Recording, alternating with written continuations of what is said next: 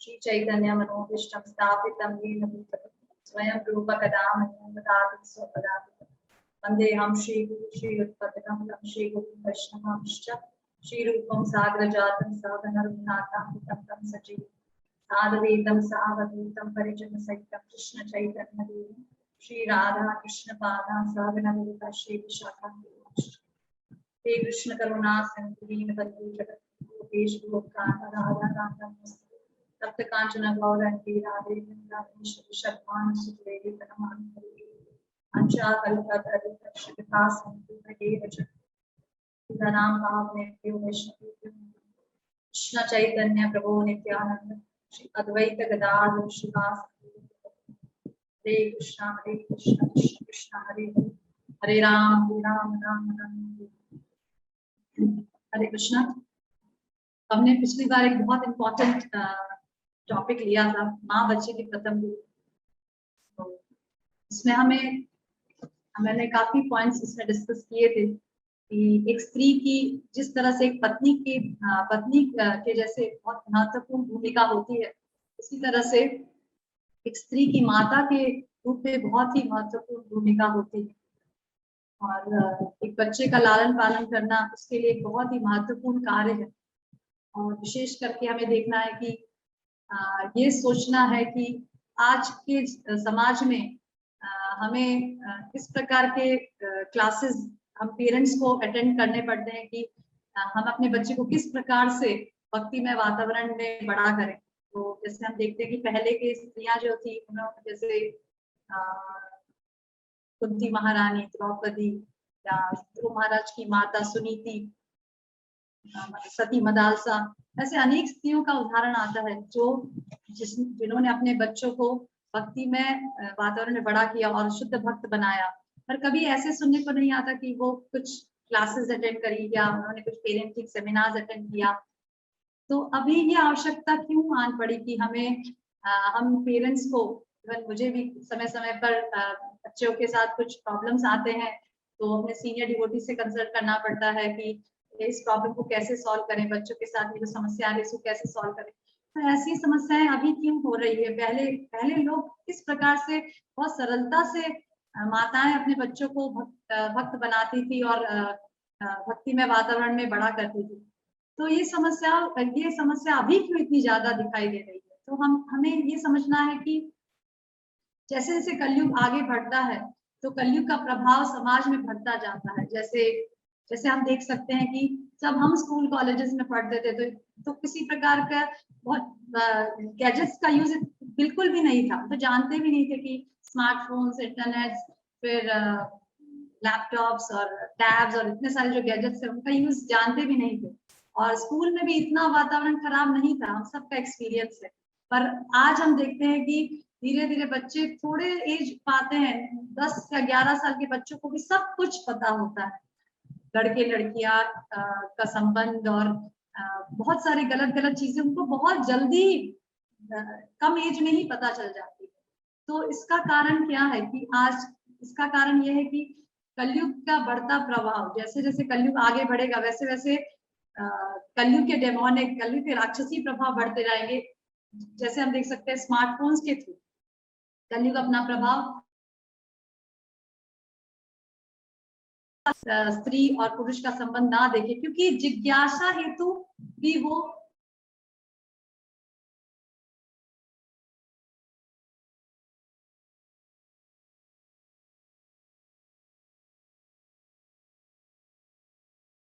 इस प्रकार की चीजें देखेगा। और क्योंकि हम शास्त्रों में पढ़ते हैं कि एक बहुत शुद्ध ब्राह्मण था, वैष्णव था, भक्त था, पर जब एक बार वो जंगल में जा रहा था तब उसकी दृष्टि सिर्फ एक क्षण के लिए एक स्त्री पुरुष के ऊपर पड़ गई जो साथ में बैठे थे और प्रेम विलास कुछ आदान प्रदान कर रहे थे। तो सिर्फ ये देखने मात्र से अजामिल की चेतना दूषित हो जाती है।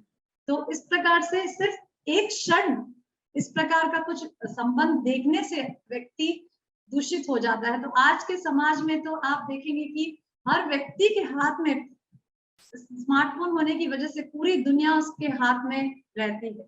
वो जो चाहे देख सकता है। तो जब बच्चे मासूम होते हैं, जब बच्चों की डिस्क्रिमिनेशन पावर, विश्लेषण करने की शक्ति इतनी ज्यादा मैच्योर नहीं होती, तो जिज्ञासा हेतु, वो सब चीज जानने के हेतु ऐसे स्मार्टफोन्स को यूज करते हैं, ऐसे साइट्स पे जाना चाहते हैं जो, क्योंकि वो देखना चाहते हैं, जिज्ञासा तो क्या है एग्जैक्टली। तो ये सब देखने से आप सोच सकते हैं कि अजामिल के केस में एक उदाहरण आता है कि एक बार उसकी दृष्टि ऐसे चीजों पे पड़ गई तो उसका तुरंत पतन हो गया।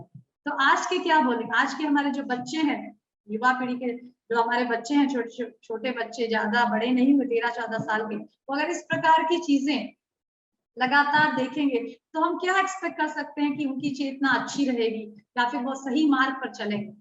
तो इसके कारण भी हम पेरेंट्स को समय समय पर इस प्रकार के सेमिनार्स कि हम अपने बच्चों को किस प्रकार से इस कलयुग के वातावरण, क्योंकि पूरा वातावरण बदलना तो मुश्किल है, हमें रहना तो यही पड़ेगा, जो जिस वातावरण में रह रहे हैं, कहीं जा नहीं सकते ना, अपने बच्चों को कहीं पैक करके रख सकते हैं, या ऐसा भी नहीं बोल सकते कि you just be aloof from this environment, ऐसा नहीं कर सकते, उन्हें बड़ा भी उसी वातावरण में करना पड़ेगा जो वातावरण है। इसीलिए सही चीज ये होगी कि पेरेंट्स समय समय पर अपने जो आसपास में जो सीनियर डिवोटीज हैं, सीनियर गृहस्थास हैं, और इस प्रकार के पेरेंटिंग सेमिनार्स हैं जिसमें बताया जाता है कि कैसे हम बच्चों को अलग अलग समय पे डील करें, कैसे उनको इस सिचुएशन में रहकर कृष्ण भावनामृत बनाए, तो समय समय पर उन्हें सीखना पड़ेगा ताकि हम ऐसे सिचुएशन में रहकर भी उन्हें कृष्ण भावनामृत दे सकें। सेकंड बहुत इंपॉर्टेंट कारण है आजकल मतलब पेरेंटिंग के बारे में, क्योंकि माता पिता तो स्वाभाविक रूप से बच्चे के गुरु होते हैं, पर क्योंकि कलयुग का प्रभाव इतना ज्यादा है, इसीलिए उसका दूसरा कारण ये है कि वर्णाश्रम डिस्ट्रॉय हो चुका है।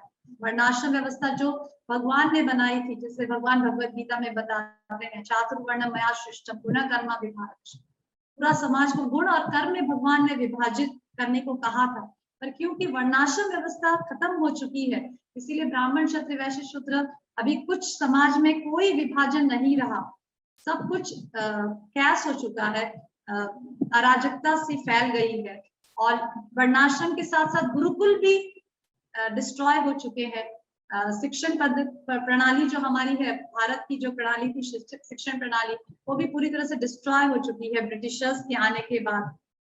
इसकी हिस्ट्री मैंने बताई थी कि किस तरह से ब्रिटिशर्स ने हमारे शिक्षण प्रणाली के ऊपर आक्रमण किया, क्योंकि वो हमारे ऊपर शासन करना चाहते थे, और उन्हें वो शासन, वो जब यहाँ नए नए आए थे तो हमारी शिक्षण, हमारी गुरुकुल की जो सिस्टम थी, उससे वो इतना ज्यादा प्रभावित हुए थे, इतनी स्ट्रॉन्ग सिस्टम से, कि कुछ सुनने में आता है कि कुछ ब्रिटिशर्स ने तो हमारे शिक्षण प्रणाली के, भारत के जो शिक्षण एजुकेशन सिस्टम था, उसके ऊपर किताबें भी लिखी थी अपने देश में बताने के लिए कि इतनी स्ट्रॉन्ग शिक्षण प्रणाली इंडिया में है। पर क्योंकि उनका मेन उद्देश्य भारत में सत्ता जमाना था, इसीलिए उन्होंने सबसे पहले अपनी सत्ता को जमाने के लिए गुरुकुल सिस्टम को डिस्ट्रॉय कर दिया, और इसकी वजह से अभी गुरुकुल सिस्टम नहीं रहने की वजह से हमारे बच्चों की शिक्षण पूरी तरह से वेग हो चुका है, बच्चे ठीक से शिक्षण नहीं पा रहे हैं। तो ये भी एक बहुत इंपॉर्टेंट कारण है, बच्चों के लिए हमें समय समय पर कोर्सेस करना चाहिए कि कैसे हम उनको बड़ा कर सकते हैं। तो जैसे मैंने पिछली क्लास में बताया था कि माता की बहुत इंपॉर्टेंट भूमिका है, स्त्री की बहुत इंपॉर्टेंट भूमिका है माता की तरह, और बच्चे को सच्चा प्रेम, बच्चे के लिए सच्चा प्रेम किसे कहते हैं? क्या बच्चे के लिए सच्चा प्रेम सिर्फ उनकी भौतिक आवश्यकताएं पूरा करना है? नहीं, ऐसा नहीं है। अगर हम बच्चे से सच्चा प्रेम करते हैं तो हम उसको, उस जीव को जो हमारे शरण में आया है, उसको जन्म मृत्यु जरा व्याधि के चक्र से हटाने का ज्ञान दो, दैट इज सच्चा, वो सच्चा प्रेम होता है हमारे बच्चे के। तो ये मैंने पिछली क्लास में बताया था। और दूसरा पॉइंट मैंने टच किया था कि एक रिस्पॉन्सिबल पेरेंट्स किसे कहते हैं। शास्त्र में बताया गया है कि ऋषभ देव बताते हैं 5th कैंटो में कि सच्चा प्रेम किसे कहते हैं। गुरु नश्या स्वजनो न सश्या, एक व्यक्ति गुरु बनना, एक व्यक्ति को गुरु नहीं बनना चाहिए, माता पिता नहीं बनना चाहिए, अगर वो अपने डिपेंडेंट्स को इस भौतिक संसार के जंजाल से नहीं उठा सकता। तो ये एक रिस्पॉन्सिबल पेरेंट्स की जिम्मेदारी होती है। अगर हम अपने बच्चों के लिए सही में एक रिस्पॉन्सिबल पेरेंट्स बनना चाहते हैं। रिस्पॉन्सिबिलिटी वहीं तक नहीं सीमित है कि बच्चे के लिए एक स्कूल ढूंढना, इंग्लिश मीडियम स्कूल ढूंढना जो उनको डिग्री, जो उनको 12th स्टैंडर्ड तक पढ़ाए उस पर डिग्री दे और फिर कुछ सही तरह से जॉब ढूंढ से और फिर वो अपना घर चलाए। नहीं, वो रिस्पॉन्सिबल पेरेंट्स नहीं है। रिस्पॉन्सिबल पेरेंट्स उसे कहते हैं जो बच्चे को उसके सही माँ बाप के बारे में ज्ञान दे, उसके आत्मा के बारे में ज्ञान दे, उसको कृष्ण भक्ति सिखाए। That is responsible parents. ये चीज हमने बहुत डिटेल में पिछली क्लासेस में टच की थी, जो मैं आज टच नहीं करूंगी। और फिर मैंने स्मार्ट पेरेंटिंग के बारे में बताया था, और फिर मैं बताया था कि माता की भूमिका, माता की जो रोल है वो कहाँ से शुरू होता है। सबसे पहला पॉइंट जैसे मैंने बताया था कि माता का रोल शुरू होता है एक स्त्री के सतीत्व के ऊपर। अगर एक स्त्री सती होती है, उसकी चेस्टिटी को बहुत अच्छी तरह से वो बरकरार रखती है, तो उसके द्वारा जो पुत्र संतान उत्पन्न होती है वो बहुत ही अच्छी संतान और सभ्य संतान पैदा होती है। इसीलिए माता की रोल, माता की जो भूमिका है अच्छे समाज में अच्छी संतान देने की, वो शुरू होती है उसकी चेस्टिटी से। इसीलिए बहुत इंपॉर्टेंट, पहले आप देखेंगे जोर दिया जाता था, जो बालिकाएं, जो लड़कियां घर में रहती थी, उनको बचपन से ही सतीत्व के बारे में, चेस्टिटी के बारे में जो अन्य बुजुर्ग माताएं जो होती थी वो शिक्षाएं देती थी, ताकि वो शादी के बाद अपने पति से एकदम चेस्ट रहे। जो शिक्षाएं अब पूरी तरह से धीरे धीरे खत्म होती जा रही, वो भी एक बहुत इंपॉर्टेंट कारण समाज में इस प्रकार की अराजकता फैलने। सेकेंड इंपॉर्टेंट रोल माता का शुरू होता है गर्भदान संस्कार से। तो ये भी एक पेरेंट्स का बहुत इंपॉर्टेंट रोल है कि जब वो इच्छा करते हैं, माता पिता हस्बैंड वाइफ इच्छा करते हैं कि एक अच्छी संतान को उत्पन्न करें, ताकि वो समाज में उत्पात न फैला के समाज के उद्धार के बारे में सोचे, कृष्ण भक्ति का प्रचार करें, तो वो एक इम्पॉर्टेंट पॉइंट कि वो गर्भदान संस्कार करते हैं। और उस गर्भदान संस्कार के अनुसार वो एक अच्छे सोल को आकर्षित करना चाहते हैं, ताकि वो एक अच्छे माता पिता बन सके। तो ये भी बहुत इंपॉर्टेंट, वहां भी माता पिता की रोल शुरू होती है।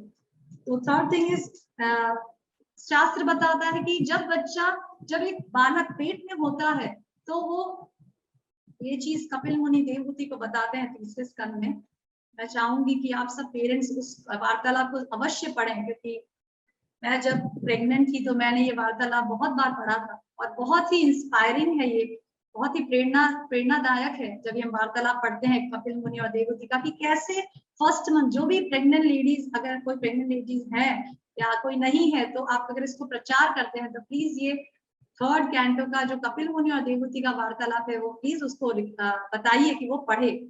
तो इसमें एक एक करके कपिल मुनि, बच्चा जब माँ के गर्भ में होता है तो कैसे उसका डेवलपमेंट होता है, फर्स्ट मंथ में क्या होता है, सेकेंड मंथ में क्या होता है, तो ऐसे जब 7th मंथ में बताते हैं कपिल मुनि, तो वो जीव गर्भ में भगवान से प्रार्थना करता है, क्योंकि वो इतना कष्ट झेलता है माँ के गर्भ में।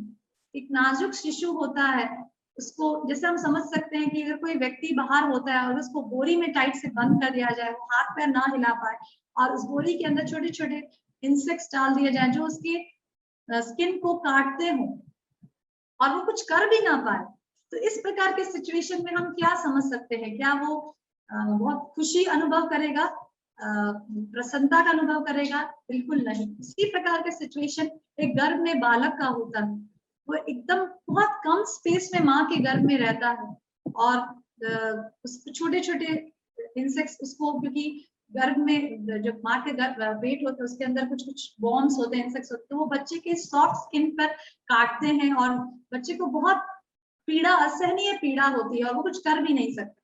तो शास्त्र बताते हैं कि जो 7वें महीने में बच्चा होता है तो भगवान से प्रार्थना करता है कि हे भगवान, ये मेरा लास्ट जन्म हो, जैसे ही मैं इस बार बाहर आऊंगा मैं आपकी भक्ति के अलावा और कुछ भी नहीं करूंगा। तो इस प्रकार से वो प्रार्थना करता है। पर जब वो बाहर आता है तब माता पिता की रिस्पॉन्सिबिलिटी बन जाती है कि जो प्रॉमिस वो बच्चे ने अपने जो प्रॉमिस वो बच्चे ने भगवान से की है, उस प्रॉमिस को फुलफिल करना, उस प्रॉमिस को पूरी तरह से वो बच्चा, वो जीव जो भगवान ने एज अ गिफ्ट उस माता पिता को दिया है, वो प्रॉमिस को फुलफिल कर सके, ये माता पिता की रिस्पॉन्सिबिलिटी बनती है। तो पर हम ज्यादातर देखते हैं कि जब बच्चा पैदा होता है तो फिर माता पिता का स्नेह प्यार, स्पेशली माता के साथ, क्योंकि बच्चा ज्यादा समय बिताता है, इसलिए माता की रिस्पॉन्सिबिलिटी, इसीलिए कहा गया कि माता बच्चे की प्रथम गुरु माता होती है, क्योंकि सबसे ज्यादा इम्पैक्ट जो है छोटे बच्चे का वो माता के ऊपर होता है, क्योंकि माता बच्चे को दूध पिलाती है और ज्यादा समय बच्चा माता के साथ ही बिताता है। तो ये बहुत इंपॉर्टेंट रिस्पॉन्सिबिलिटी माता की उस समय होती है जब बच्चा बाहर आता है, कि उसे पहले से ही कृष्ण भक्ति में ट्रेन करे, कृष्ण भक्ति के भजन उसको सुनाए, उसको हरे कृष्ण महामंत्र सुनाए, उसको पहले से ही भगवान के साथ उसका संबंध जोड़े, ताकि वो जो संबंध जो वो जोड़ने के लिए वो मनुष्य जीवन मिला है उसको, तो उस हेतु को वो पूरा करने में उसको सहायक बने, ना कि अपने स्नेह, अपने लाड प्यार से और अपनी स्वार्थ की वजह से। कई जैसे माता पिता बहुत स्वार्थ करते हैं अपने बच्चों के प्रति कि मैंने इसको इतना पढ़ाया और मैं, ये मेरा बच्चा है, ये मेरी प्रॉपर्टी है, मैं इसको पढ़ा लिखा के फिर ये बड़े होके मेरा नाम रोशन करेगा और बड़े होके पढ़ लिख के नौकरी करके मुझे ये खरीद के देगा, मुझे बड़े बहुत सारे पैसे कमा के देगा। तो इस प्रकार का स्वार्थ न रख के हमारा उद्देश्य ये होना चाहिए कि ये बच्चा जो कितने जन्मों से, 84 लाख योनियों से जो ये जीव घूम घूम के कितने बार जो माता के गर्भ में इसने प्रवेश किया है, पर आज जब इस जीव ने मेरे घर में प्रवेश करके जन्म लिया है, तो मैं वैसे पेरेंट्स ना बनूं, मैं वैसी माता ना बनूं कि वापस उस जीव को दूसरी माता के गर्भ में जन्म लेना पड़े। ये पूरा प्रयास एक माता को होना चाहिए। और इसमें एक पॉइंट, पता नहीं मैंने पिछली क्लास में टच किया कि नहीं, शायद मैं चुप गई, और एक बहुत इंपॉर्टेंट पॉइंट ये भी है, जैसे भगवत गीता 6th चैप्टर में भगवान बताते हैं योगिनाम अपि सर्वेशाम, योगिनाम अपि सर्वेशाम वाला श्लोक आता है, जिसमें भगवान अर्जुन से कहते हैं कि जो फॉलन योगीज, जो फॉलन ट्रांसेंडेंटलिस्ट, वो कौन होते हैं? पतित, जो जिनका पतन हो जाता है, जो योगियों का, जो अध्यात्मवादी लोगों का पतन हो जाता है, वो दूसरे जन्म में उन्हें मौका दिया जाता है वापस से अपने भक्ति को आगे बढ़ाने का। तो उन्हें दूसरे जन्म में भगवान मौका देते हैं, किसी ब्राह्मण के घर में जन्म लेना, किसी भक्त के घर में जन्म लेना, ऐसा मौका देते हैं। तो हमें समझना है कि जो जीव भगवान ने हमें दिया है, एक भक्त के घर में दिया है, तो वो जीव पिछले जन्म में अवश्य ही अपने भक्ति के मार्ग को पूरा नहीं करके आ पाया, इसीलिए वो इस जन्म में भगवान ने मुझे एज अ गिफ्ट के रूप में दिया है। तो उस जीव के भक्ति मार्ग में बाधा न बनकर हमें उसे पूरी तरह से फैसिलिटेट करना चाहिए कि वो भक्ति मार्ग को इसी जन्म में पूरा करके भगवत धाम जाए। तो ये बहुत इंपॉर्टेंट पॉइंट है। और मुझे याद है कि कुछ एक घटना याद आ रही है इस विषय में, कि पिछले जन्म में जीव क्या था, जो मैंने एक लेक्चर में सुना था। वो बताते हैं कि एक बालक था छोटा, और वो अपने माँ बाप के घर, बहुत छोटा शिशु था, और उसके घर में हारमोनियम नहीं था, उन्होंने कभी अपने घर में हारमोनियम नहीं लेकर आया। पर वो बच्चा छोटा 2-3 साल का था, और उसने कुछ प्लाईवुड, कुछ पुट्ठे, मतलब किताब के कुछ पुट्ठे इधर उधर गिरे पड़े थे, तो पुट्ठे को इकट्ठा करके हारमोनियम की तरह उसको स्टाइल में बना दिया, और ऐसे बैठ गया जैसे हारमोनियम बजाते हैं। और जैसे ही वो उस स्टाइल में बैठकर हारमोनियम बजाने की तरह करने लगा, और सबसे कहा चलो कीर्तन चालू करो, हरे कृष्ण महामंत्र चालू करो, मैं हारमोनियम बजाता। तो उसके माता पिता इतने एस्टॉनिश्ड हो गए थे, सरप्राइज्ड, कि इस प्रकार की, क्योंकि उनके घर कभी हारमोनियम नहीं था, वो बच्चा इतना छोटा 3 साल का था कि उसको कभी एक्सपोजर भी नहीं मिला। तो हम इस प्रकार की घटनाओं से हम समझ सकते हैं कि जो बच्चे हमारे घर में जन्म लिए हैं, वो पिछले जन्म में अवश्य ही भक्त होंगे, और फिर भगवान ने हमें मौका दिया है एक भक्त की सेवा करके, भक्त को अपॉर्चुनिटी देकर उसे भगवत धाम पहुंचाने। ये बहुत इंपॉर्टेंट इशू है। तो इस तरह से हमने पिछले क्लास में ये सब डिस्कस किया, तो मैं ज्यादा नहीं कहूंगी, पिछली क्लासेस में ऑलरेडी टाइम कम है हमारे पास। तो आज मैं सिर्फ 1-2 पॉइंट जो पिछले क्लास में रह गया था, उसके बाद हम थोड़ा प्रैक्टिकल एप्लीकेशन पे जाएंगे कि सही तरीके से हम बच्चों को किस प्रकार से कृष्ण भावनामृत दे सकते हैं। जो मेरा पर्सनल एक्सपीरियंस भी मैं शेयर करूंगी कि मैंने मेरे भी 2 बेटे हैं, उनको मैंने कैसे पाला, और कैसे उनको कृष्ण भावनामृत में के मार्ग दिखाया है। पूरी तरह से सफल माता ऐसे तो नहीं कह सकती, पर जो भी मेरा प्रयास रहा है मैं आपके साथ अवश्य शेयर करूंगी। तो सबसे पहले हमें ये समझना है कि शिक्षा, बच्चे की शिक्षा कब से शुरू होती है, कब हमें समझना चाहिए कि कई बार कई घरों में ऐसा प्रश्न उठता है कि अरे ये तो अभी 4 साल का है, ये 5 साल का है, इतनी छोटे में इसको क्या भक्ति सिखाना, भक्ति तो बुजुर्ग लोग करते हैं या 30-40 साल की एज में करना चाहिए। नहीं, ऐसा नहीं है, शास्त्र ऐसा नहीं कहते। प्रहलाद महाराज 7वें स्कंद में कहते हैं, कौमारम आचरेत प्राज्ञो धर्मान भागवतानिह दुर्लभम मानुषम जन्म तत्प्रयद्रुवमर्थदम। बुद्धिमान मनुष्य को चाहिए कि वह जीवन के प्रारंभ से ही अर्थात बाल्यकाल से ही भक्ति कार्यों के अभ्यास में इस मानव शरीर का उपयोग करे। तो प्रहलाद महाराज अपनी शिक्षाओं में बताते हैं कि बाल्य अवस्था से ही, जल्दी बाल्य अवस्था 5 वर्ष की अवस्था, क्योंकि 5 वर्ष से पहले बच्चे एकदम अन्नमय होते हैं, उन्हें कुछ ठीक से समझ नहीं आता। पर प्रहलाद महाराज बताते हैं कि 5 साल की अवस्था से बच्चे को भक्ति कार्यों के अभ्यास में लगाना चाहिए। अतः वैदिक प्रणाली के अनुसार जीवन के प्रारंभिक काल से ही ब्रह्मचर्य प्रथा आरंभ हो जाती है, जिसमें बालक 5 वर्ष की अवस्था में गुरुकुल जाकर गुरु के मार्गदर्शन में अपनी इंद्रियों को पूर्ण संयम रखने का अभ्यास करता है। प्रहलाद महाराज बताते हैं कि 5 वर्ष की अवस्था से हमें बच्चे को भक्ति कार्य में लगाना चाहिए। और एक आदि पुराण में जाबली मुनि कहते हैं, ये भी बहुत अच्छा कोट है, सफलम जीवनम तस्य अंते च सुख भाजनम। जाबली जी बोलते हैं कि यदि मनुष्य बाल्य अवस्था से उत्तम कथा को सुने तो उसकी समस्त अवस्था बिना उद्वेग किए ही सुख के साथ व्यतीत हो जाती है। अर्थात नियम के साथ सत्कथा को सुनना और उसके विचारने से मन में किसी प्रकार का कुसंस्कार स्थान नहीं दे पाता। तो अगर हमने बच्चे, जैसे मैंने पिछली क्लास में बताया था कि अगर बाल्य अवस्था से हम अपने बच्चे को भक्ति कार्य में लगाते हैं, कृष्ण भावनामृत की ट्रेनिंग देते हैं, तो उसका फाउंडेशन स्ट्रांग होने की वजह से, जैसे कोई मकान की नींव अगर स्ट्रांग है तो वो मकान हमेशा खड़ा रहता है। पर अगर, इसीलिए आप देखते हैं जब मकान बनती है तो उसके नींव पे बहुत जोर दिया जाता है, बहुत सारे लोग इकट्ठा होते हैं जब उसकी फाउंडेशन रखी जाती है, क्योंकि फाउंडेशन इज वेरी इंपॉर्टेंट। उसी तरह से एक बच्चा होता है, उसकी फाउंडेशन स्ट्रांग रखना बहुत जरूरी है, क्योंकि हर समय माता पिता, जब बच्चा बड़ा हो जाता है, 19-20 साल का हो जाता है, जरूरी नहीं कि माता पिता हर स्टेप पर उसको गाइड करने के लिए खड़े रहेंगे, क्योंकि बच्चा बड़ा होता है, फिर वो पढ़ाई करने की वजह से वो बाहर जाता है, जहां उसके माता पिता हमेशा उसको गाइड करने के लिए नहीं खड़े रहते। पर अगर हमने बचपन से भक्ति में चीजों का ट्रेनिंग दे रखा है, शिक्षण दे रखा है, तो वो जो शिक्षण है वो बच्चा कहीं भी जाएगा संसार में, वो शिक्षण, वो ट्रेनिंग, वो प्रशिक्षण उसको काम आती है।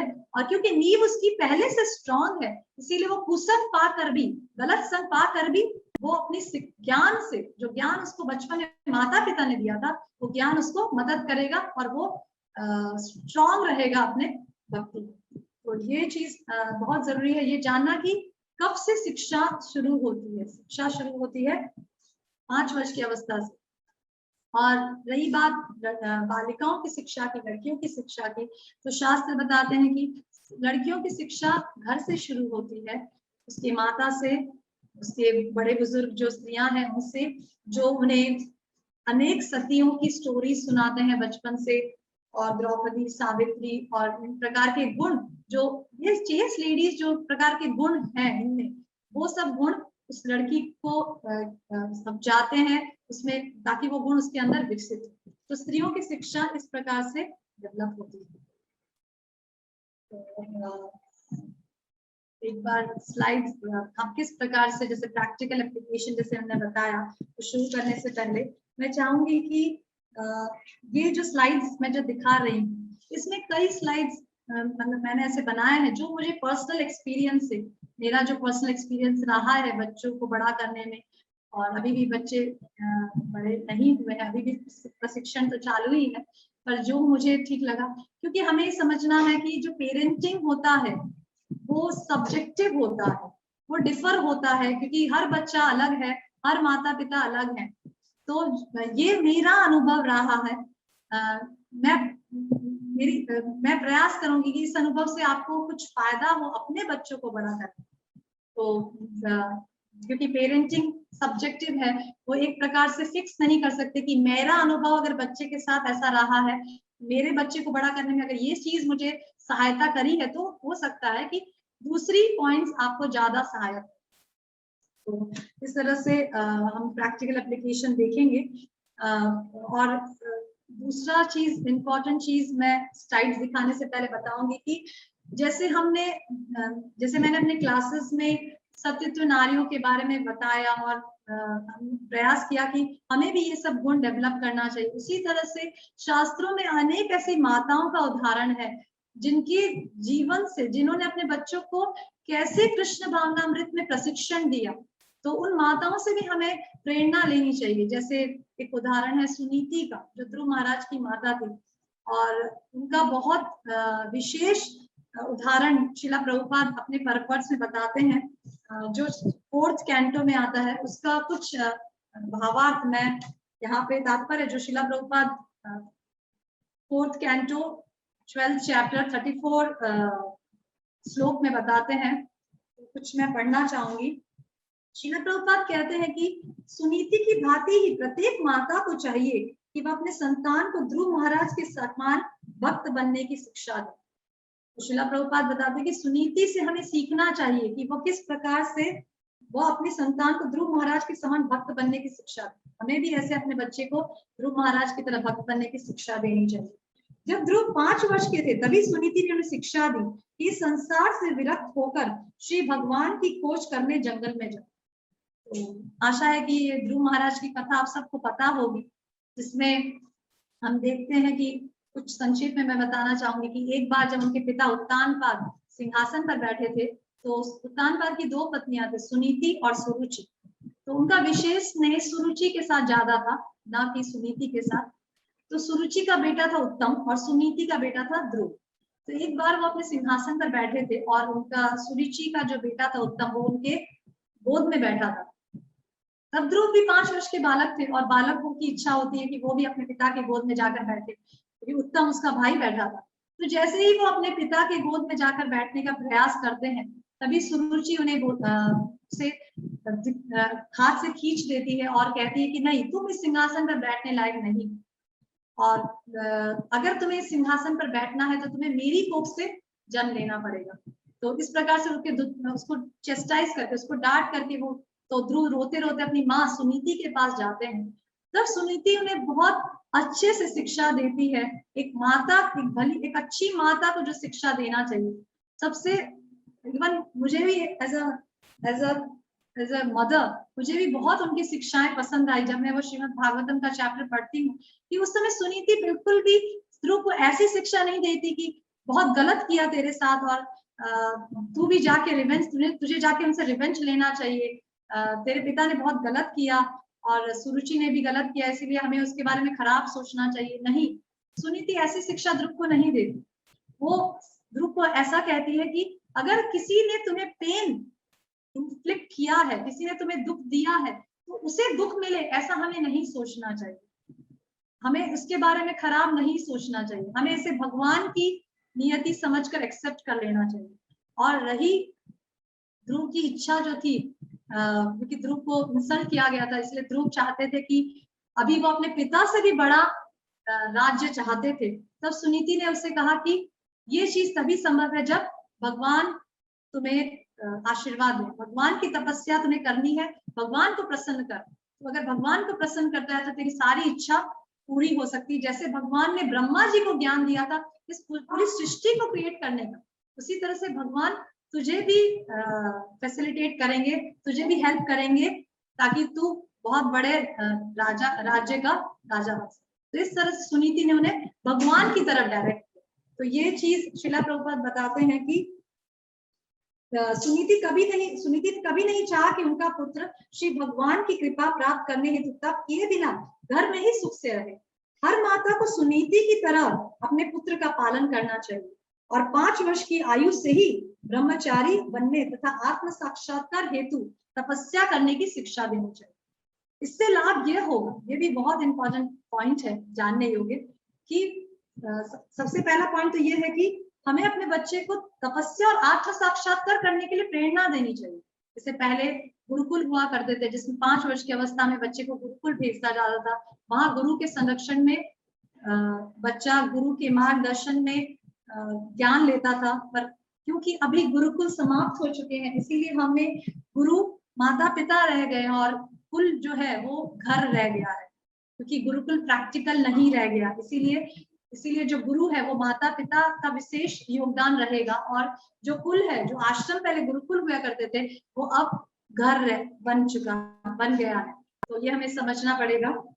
और इसमें एक दूसरा इंपॉर्टेंट पॉइंट है कि इससे लाभ यह होगा, प्रभुपाद बताते हैं कि यदि पुत्र ध्रुव महाराज के समान भक्त हुआ, तो अगर हमारा पुत्र ध्रुव महाराज के साथ समान भक्त हुआ, तो न केवल वह श्री भगवान के धाम को जाएगा, वरन उसकी माता भी उसी के साथ वैकुंठ लोक को जा सकेगी, भले ही वह भक्ति के लिए तपस्या करने में असमर्थ रही हो। तो एक बहुत इंपॉर्टेंट पॉइंट है कि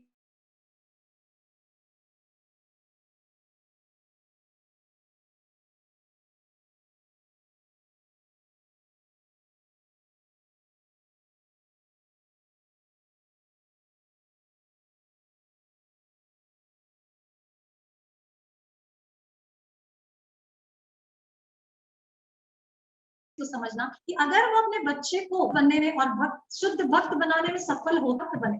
और बाद में क्या हुआ कि वो ध्रुव महाराज ही अपनी माता को भगवत धाम ले जा सके, जबकि सुनीति ने कभी जंगल में जाकर, हम देखते हैं कि सुनीति ने कभी कोई भगवान की कोई घोर तपस्या या घोर इस प्रकार का कोई सिवियर ऑस्टेरिटी नहीं किया जंगल में जाके, ऐसा कुछ। अपने महल में ही रही और महल में रहकर ही भक्ति नियमों का पालन करती रही।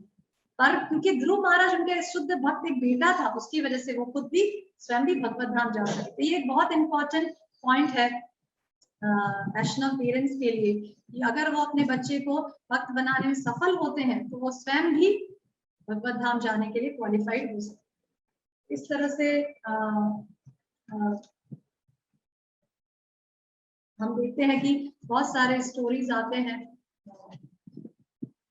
शास्त्रों में, जिसमें अनेक माताओं का उदाहरण दिया है, ऐसी आदर्श माताओं का जिससे हमें सीखना चाहिए। तो अभी हम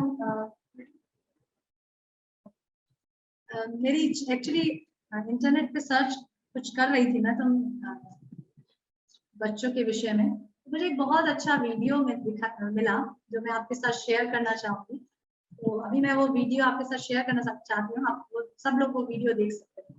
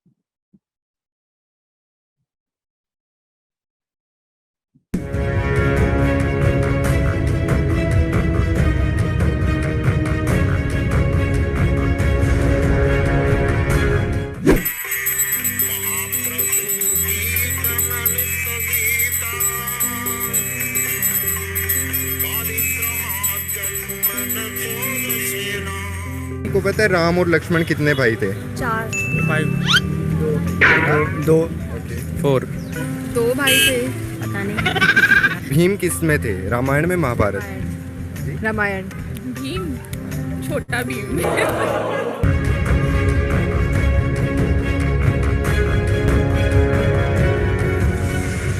हरे कृष्णा। आज मैं आपको पंचतत्व और सिद्ध गोस्वामी के बारे में बताऊंगा। तो स्टार्ट करते हैं पंचतत्व से। चैतन्य महाप्रभु, कृष्णा जी, नित्यानंद प्रभु, बलराम जी, अद्वैत चार, लॉर्ड शिवा और लॉर्ड विष्णु के मिक्स। ये हमारा पबजी प्लेयर अनस भाई, आपको गेम खेल के कैसा लग रहा है? अच्छा लग रहा है। कितने लोग को मारे अभी तक? 2 लोग को मार दिए। कैसा मारे, गन से कि हाथ से? हाथ से मारे और गन से नहीं मारे।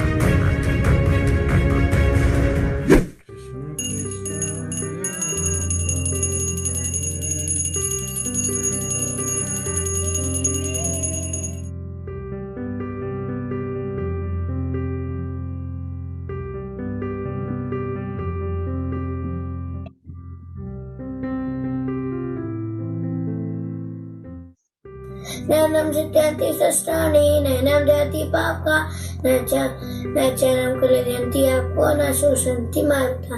हरे कृष्णा। क्या घटिया कंट्री यार इंडिया। लाइक ब्रो आजा, तू मेरा दोस्त है, साथ में बिचिंग करते हैं। जो लोग इंद्र भोग तथा भौतिक ऐश्वर्य के प्रति अत्यधिक आसक्त होने से ऐसी वस्तुओं से मोहग्रस्त हो जाते हैं, उनके मनों में भगवान के प्रति भक्ति का दृढ़ निश्चय नहीं होता। हरे कृष्णा हरे कृष्णा। भगवद गीता का 1.1 श्लोक। धर्म क्षेत्रे कुरुक्षेत्रे संवेतायुत्सवा मामका पांडवा चैव किम अकुर्वत संजय। कार्पण्य दोषो उपहत स्वभाव पृच्छामि तां धर्म सम्मूढ़ चेतः। यच्छ्रेयः निश्चितं ब्रूहि तन्मे शिष्यस्तेहं साधि मां तं प्रपन्नम्। मैं 1 नंबर छोरा, दुनिया जाने मेरा टोरा। जितने की तू लेरी कार, उतने के मेरे गढ़ में हार।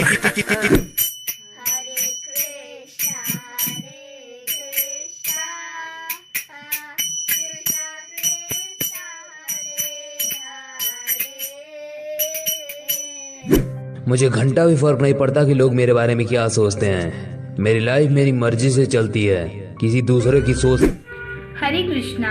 आज मैं आपको भगवद गीता का 2.38 श्लोक सुनाने जा रही हूँ। सुख दुखे समे कृत्वा लाभा लाभो जया जयो ततो युद्धाय युजयस्व नैवं पापम अवाप्स्यसि।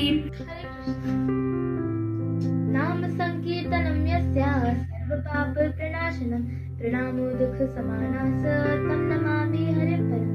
I offer my respectful obeisances to Supreme Lord Hari, the congregational chanting of whose holy name destroys all sinful reactions and relieves all material suffering. Hare Krishna.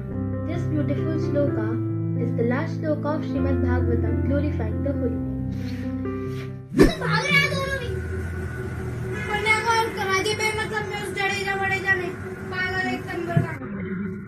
अब से 3 बिगड़ मर जाएगा।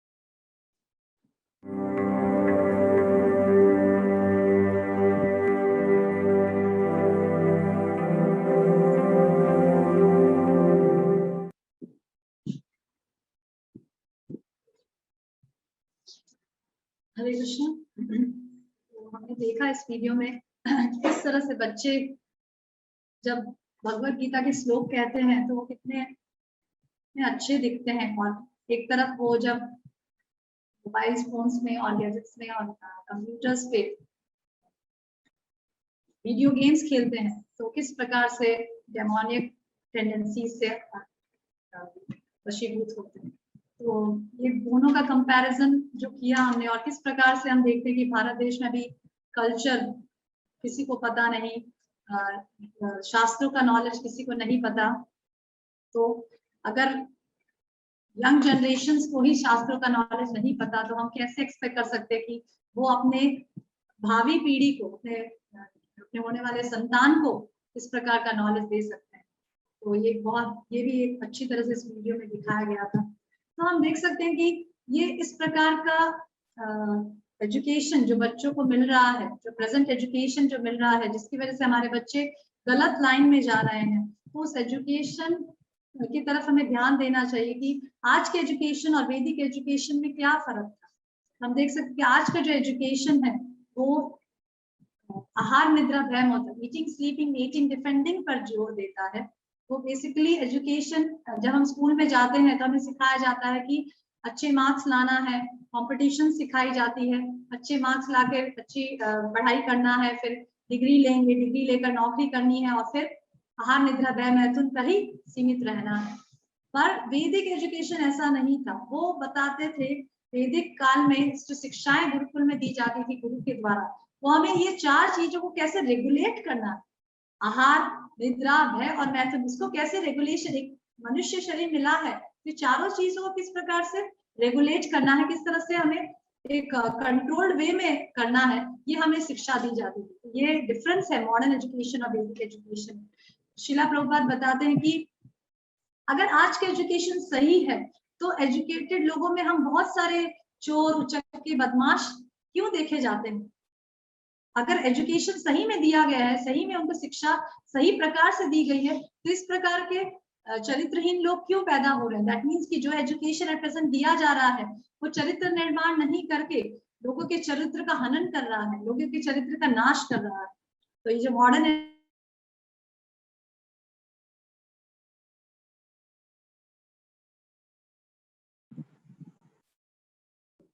मॉडर्न एजुकेशन में इस प्रकार से जोर दिया जाता है कि शिक्षा का मेन हेतु है व्यक्ति को इतना लायक बनाना कि वो अपने जीवनचर्या के लिए जो आवश्यक है उसको कमा सके, बस इतना ही सिखाया जाता है।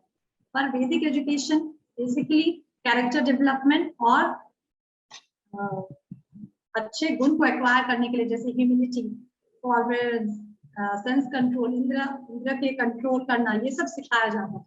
थर्ड बहुत एक इम्पॉर्टेंट पॉइंट है कि आजकल मॉडर्न एजुकेशन में स्कूल्स में हम देखते हैं कि जो शिक्षक होते हैं, जो टीचर्स होते हैं, उनकी बस एकेडमिक क्वालिफिकेशन देखकर उन्हें शिक्षक बना दिया जाता है। इवन स्कूल्स में भी जब बच्चे टीचर आते हैं सामने तो उनमें किसी प्रकार का भी कोई अच्छे गुण नहीं नजर आते, जिसकी वजह से बच्चे भी अपने शिक्षक की, बच्चों की हैबिट होती है देख कर सीखने की ज्यादा, तो वो बच्चे अपने शिक्षक से गलत गलत चीजें सीख जाते हैं। कई बार ऐसे भी सुनने में आया है कि टीचर्स बच्चों के सामने स्मोक करते हैं और गलत गलत जोक करते हैं। तो इस प्रकार के शिक्षक कैसे हम एक्सपेक्ट कर सकते हैं वो हमें बच्चे को कुछ आध्यात्मिक कल्याण देंगे। पर वैदिक काल में ऐसा नहीं था। वैदिक काल में जो शिक्षक होते थे वो अपने एग्जाम्पल से सिखाते थे, साथ साथ ज्ञान भी देते थे, जिससे वो एक अच्छे मनुष्य, धर्म को पालन करने वाले मनुष्य बन सकते। तो ये कुछ फैक्टर्स हैं जो मॉडर्न एजुकेशन और वैदिक एजुकेशन में अंतर बताते हैं, जो हम इस वीडियो में देखेंगे किस प्रकार से आजकल बच्चे धीरे धीरे जो मॉडर्न एजुकेशन की वजह से और ऐसे गलत संघ की वजह से गलत राह पे चल रहे हैं, जबकि अगर हम उन्हें भक्ति में कार्य में लगाते हैं तो कितने सुंदर तरीके से बड़े होते हैं। मैं स्लाइड्स दिखाऊंगी किस तरह से हम अपने बच्चों को कैसे कैसे स्टेप से घर में उनको भक्ति में वातावरण दे सकते हैं।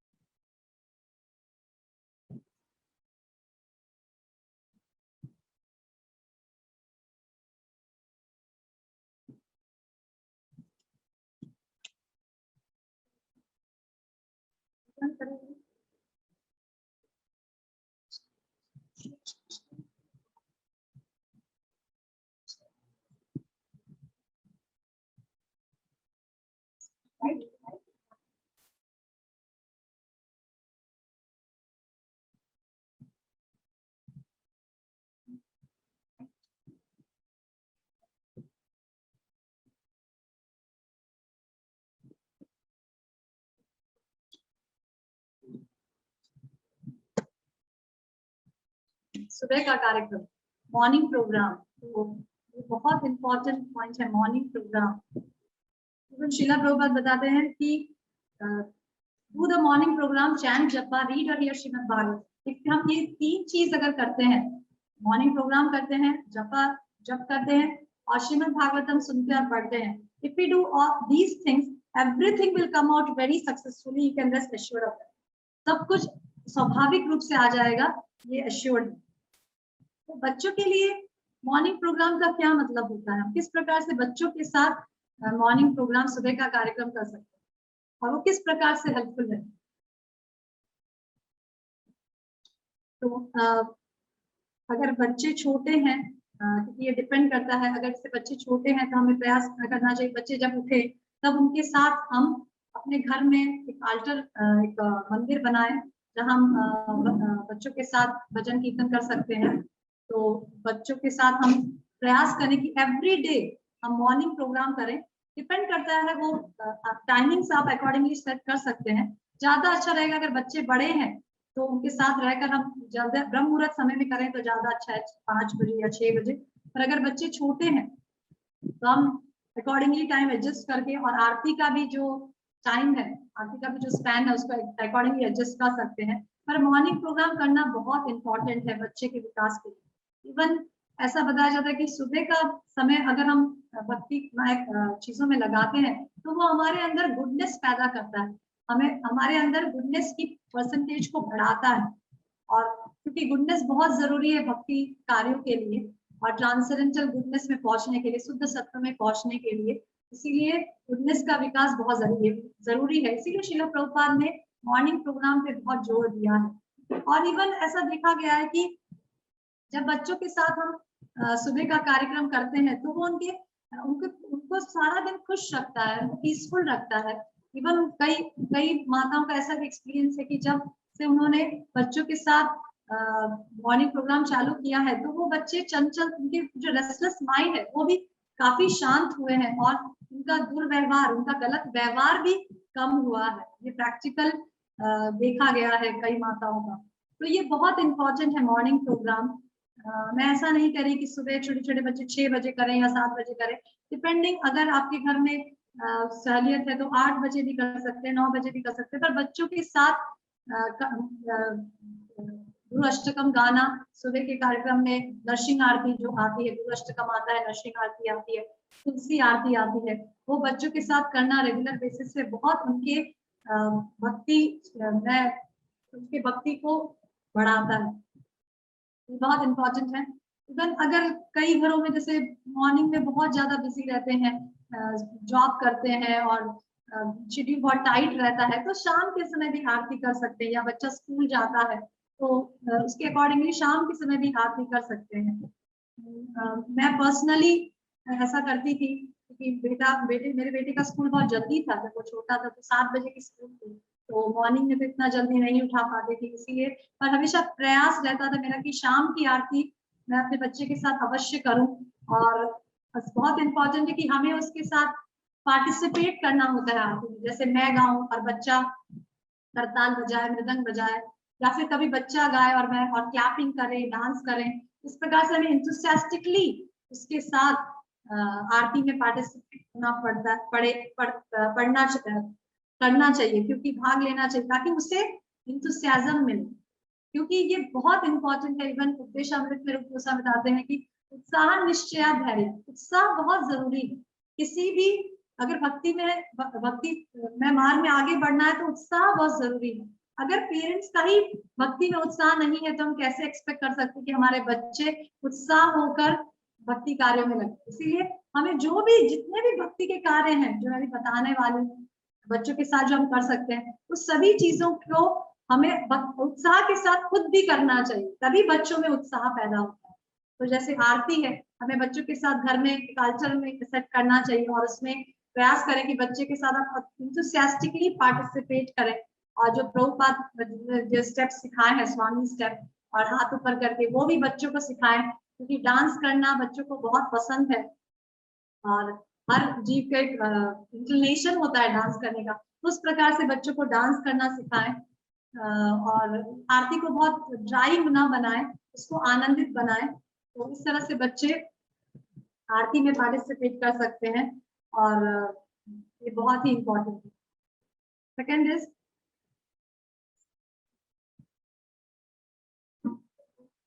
जप। सेकेंड इज जप। तो ये भी जप भी एक बहुत बड़ा क्वेश्चन है बच्चों के साथ कि मेरा बच्चा जप नहीं करता, उसको जप के लिए बहुत फोर्स करना पड़ता है और ऐसे बहुत सारे क्वेश्चंस माताओं के आते हैं कि बच्चा। तो हमें प्रश्न ये उठता है कि क्योंकि मैंने बड़ों को भी प्रचार करती हूँ मैं, तो बहुत सारे बड़े लोग भी मेरे सामने आकर, लड़कियां बड़े आके बताते हैं कि माता जी हम सब कुछ कर सकते हैं, हम मंदिर में सब प्रकार की सेवाएं कर सकते हैं, पर जप नहीं कर सकते, जप बहुत डिफिकल्ट लगता है। इवन बड़ों को भी मैं बहुत केसेस ऐसे देखे हैं कि कई वर्षों से मंदिर में आ रहे हैं, सेवाएं इतनी दृढ़ता से सेवा कर रहे हैं, बहुत सारी चीजें कर रहे हैं, पर जब का पॉइंट आता है तो वो नियमित रूप से नहीं कर पाते, जब उन्हें डिफिकल्ट लगता है, क्योंकि उसमें एक जगह बैठकर माला हाथ में लेकर करनी होती है। हम बच्चों से कैसे एक्सपेक्ट कर सकते कि वो एकदम सिंसियरली बैठकर एक जगह बैठकर नियमित रूप से जप करें। श्रीला प्रभुपाद बताते हैं कि हमें बच्चों को जब एक बहुत ही खुशी का एक्टिविटी रखना चाहिए। जैसे कई माताएं बच्चों, कई पेरेंट्स हैं बच्चों को जप नहीं करते तो दंड देते हैं और उन्हें बुरा भला कहते हैं और ऐसा कहते हैं कि आज तुमने जप नहीं किया तुम्हें प्रसाद नहीं मिलेगा, तुम जब जप करोगे तभी तुम्हें वीडियो गेम खेलने के लिए देंगे। इस प्रकार से जप को इस प्रकार से लिया जाता है, तो वो एकदम गलत है। इस प्रकार से जप को बच्चों के सामने नहीं प्रेजेंट करना चाहिए। बच्चों को जप के लिए उत्साहित करने के लिए हमें उन्हें समय समय पर कुछ ऐसे स्टोरीज जिसमें भगवान के नाम की महिमा बताई गई है, जैसे अजामिल की स्टोरीज में भगवान के नाम की महिमा बताई है, फिर और अनेकों स्टोरीज शास्त्रों में बताया है जिसमें भगवान के नाम की महिमा बताई है। और जैसे बताया जाता है कि जब भगवान का नाम लेते हैं तब कृष्णा हमारे टंग पे डांस करते हैं। तो और किस प्रकार से भगवान का नाम और भगवान का नाम और कृष्णा अभिन्न है, इज नॉट डिफरेंट। तो ये सब चीजें हमें स्लोली एंड ग्रेजुअली बच्चों को बताना चाहिए, शिक्षा देनी चाहिए, ना कि उन्हें दंड की तरह प्रस्तुत करना चाहिए जब को, क्योंकि समय लगता है बच्चों को जब एक्सेप्ट करने में, और प्रयास करना चाहिए कि जब उन्हें जब करने के लिए प्रेरणा दे तो हम भी उनके साथ बैठकर जब करें, हम भी, या फिर वो बच्चे किसी सीनियर भक्त के साथ बैठकर जप करें ताकि उन्हें इंथुसियाज्म मिले, ना कि बच्चों के हाथ में माला पकड़ा दे और चल जप कर, और जप नहीं करेगा तो तुझे मैं आज ये नहीं दूंगी वो नहीं दूंगी। इस प्रकार से उनके दिमाग में इस प्रकार की चीजें जप के लिए नहीं रखना चाहिए। हमें अपने बच्चों में नाम जप के प्रति आकर्षण पैदा करना चाहिए। तो जैसे मैंने बताया कि स्टोरीज के माध्यम से आकर्षण पैदा कर सकते हैं। कभी कभी जैसे मैंने कई माताओं से ऐसे सुना है कि कई लोग अपने घर में एकादशी के दिन जप का सेशन रखते हैं कि सब भक्त इकट्ठा होकर कीर्तन करेंगे, जप करेंगे। इससे भी बच्चों को प्रेरणा मिलती है जप करने के लिए। पर फोर्सफुली जप या पनिशमेंट से जब श्रीला प्रभुपाद कभी फेवर नहीं करते थे, इसीलिए हमें इस प्रकार से जप करने के लिए बच्चों को दंड देना, इस प्रकार से ऐसा नहीं करना चाहिए। इससे उनकी मानसिकता जप के लिए बिल्कुल खराब हो जाएगी और वो जब बड़े होंगे तब भी उनको जप के लिए जप करने में एक प्रकार की घृणा पैदा हो जाएगी। तो वो हमें नहीं करना है, उन्हें समय देना चाहिए। वो कभी जप करें कभी नहीं भी करें तो उन्हें समय समय पर शिक्षा देनी चाहिए, उनके साथ बैठकर जप करना चाहिए। और फेस्टिवल्स में उनको कभी कभी जब बड़े बड़े फेस्टिवल्स आते हैं, जन्माष्टमी या राधाष्टमी, तब उन्हें प्रेरणा दे सकते हैं कि आज चलो 16 माला करेंगे, मेरे साथ 16 माला करो। इस तरह से उन्हें धीरे धीरे समय देकर जप करने की प्रेरणा देनी चाहिए।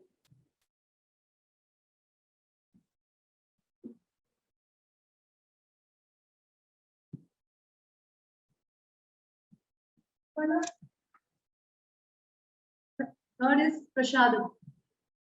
तो प्रसादम एक बहुत इंपॉर्टेंट एक्टिविटी है बच्चों के लिए। प्रसादम एक बहुत इंपॉर्टेंट एक्टिविटी है बच्चों के लिए। प्रभुपाद बताते हैं कि हमारा जब औषधि है और प्रसाद भौतिक रोग को ठीक करने के लिए आहार है। तो प्रभुपाद बताते हैं कि जो chanting is the remedy and Prasad is the diet for that disease. तो किसी भी डिजीज को क्योर करने के लिए जब हमारे मेडिसिन है, और मेडिसिन को क्योर करने के लिए आहार क्या है? प्रसाद। तो प्रसाद एक बहुत इंपॉर्टेंट रोल प्ले करता है बच्चों में। पर हम ऐसा देखते हैं कि बच्चों में ही क्यों? जब हम हॉस्टल्स में मैं टीचिंग करने के लिए जाती हूँ तब मैं देखती हूँ कि प्रसाद बच्चों में नहीं सभी लोगों में बहुत इम्पैक्ट करता है। जैसे मैं देखती थी कि एक लड़की थी, वो कुछ कभी मेरे क्लास में नहीं आती थी, और कभी भगवान का नाम हम लोग कीर्तन रखते थे हॉस्टल्स में तो कभी नहीं आती थी, तो भी मैं हमेशा प्रसाद खाने के लिए आती थी। जब भी प्रसाद का लास्ट में समय आता था तो प्रसाद लेने आती थी, तो मैंने कभी उसको डिस्करेज नहीं किया, मैं हमेशा उसको प्रसाद टाइम टू टाइम देती थी, चलो प्रसाद ले लो। और अब वो लड़की, मैंने जब बहुत साल हो गए हॉस्टल्स में, जब मैं बाहर आ गई तो मैंने सुना कि उस लड़की ने भक्त के साथ शादी करी और वो आज अच्छी तरह से दीक्षित है और माला कर रही है, नियमित रूप से दीक्षित है, तो सब प्रकार से नियम पालन कर रही है। तो प्रसाद एक बहुत ही इंपॉर्टेंट टूल है भक्त बनाने के लिए किसी व्यक्ति को। तो बच्चों में भी वो बहुत ही मिराकुलस रिजल्ट देता है। जब वो बड़ों में देता है तो बच्चों में भी अवश्य देता होगा, क्योंकि बच्चे ज्यादा अन्नमय होते हैं, खाने के लिए ज्यादा उनको रहता है, उत्सुकता रहती है। तो हमें चाहिए, माता को चाहिए कि वैरायटीज बनाए ताकि बच्चों को खाने में उत्साह रहे। और प्रसाद ले रहे हैं इसलिए 100% उनकी कुछ प्रवृत्तियां हैं जो डेमोनिक टेंडेंसीज है अंदर, जो राक्षसी प्रवृत्तियां हैं, वो अवश्य ही प्रसाद लेने से समय के अनुसार धीरे धीरे खत्म होगी। तो ये Prasad is also very important tool कि हम बच्चों को समय समय प्रसाद दें। पर एक बहुत इंपॉर्टेंट चीज है कि बच्चे बाहर का खाना सीख जाते हैं और बाहर का ब्रेड, बिस्किट और दूसरी चीजें बाहर की डिमांड करते हैं। तो ऐसा क्यों होता है? तो इसका एक बहुत इंपॉर्टेंट कारण ये भी है कि क्या हम पेरेंट्स होकर हम प्रसाद खाने के लिए स्ट्रिक्ट हैं? क्या हम सिर्फ प्रसाद ही अपने घर में खाते हैं एज अ पेरेंट? जब हम स्ट्रिक्टली प्रसाद ही खाएंगे, तब जब बच्चे इस उदाहरण को देखेंगे कि मेरे माता पिता सिर्फ प्रसाद के खाते हैं और कुछ बाहर का नहीं खाते, तो स्लोली एंड ग्रेजुअली वो भी बाहर का खाना की जो टेंडेंसीज है वो उनकी भी खत्म हो जाएगी। तो प्रसाद के मामले में बहुत इंपॉर्टेंट है कि हम इस चीज एज अ पेरेंट हम उसको पहले स्ट्रिक्टली पालन करें, हम बाहर का ना खाएं। तब बच्चे धीरे धीरे ग्रेजुअली वो भी शायद अभी वो खाते होंगे आदत की वजह से, या फिर कुछ पेरेंट्स कुछ साल बाद भक्ति में आए इसीलिए बच्चों को ऐसी आदत है।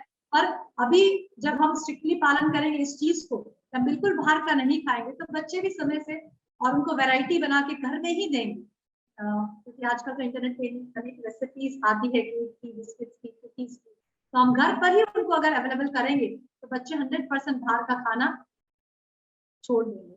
तो ये बहुत इम्पोर्टेंट चीज है। जैसे कई लोग बाहर का ब्रेड लाके ऑफर करके खाते हैं, बाहर की बिस्किट खरीद कर ऑफर करके बच्चों को खिलाते हैं। तो श्रीला प्रभुपाद कहते हैं कि हमें वो चीज भगवान को ऑफर करनी चाहिए जो भगवान एक्सेप्ट करते हैं। भगवान किसी अभक्त का बनाया हुआ कभी एक्सेप्ट नहीं करते। भगवान हमेशा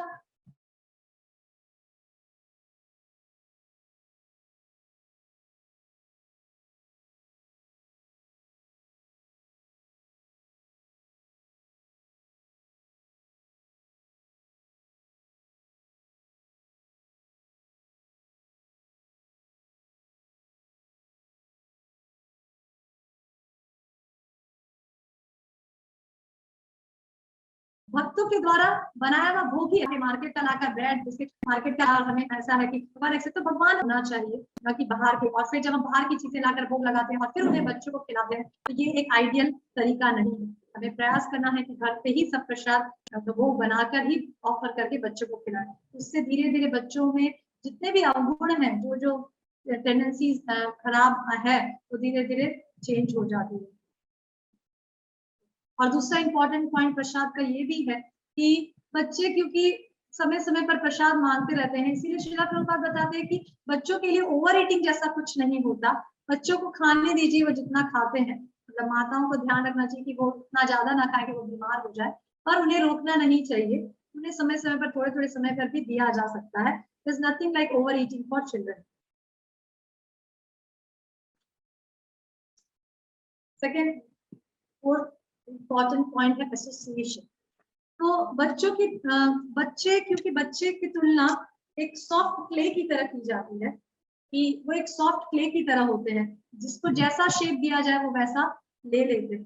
इवन बच्चे ही क्यों, एसोसिएशन जो होता है, संघ जो होता है, वो बड़ों के लिए भी इंपॉर्टेंट होता है कि हम जिस प्रकार का संघ करते हैं हम उस प्रकार से बन जाते हैं। और बच्चों में विशेष रहता है क्योंकि बच्चे बहुत ज्यादा, क्योंकि बच्चों में ज्ञान अभी इतना विश्लेषण का, डिस्क्रिमिनेशन का ज्ञान इतना नहीं होता, इसीलिए बच्चों क्या संघ करते हैं वो हमें बहुत इम्पोर्टेंट, बहुत जरूरी से तरीके से देखना चाहिए कि बच्चे किस प्रकार का संघ कर रहे हैं।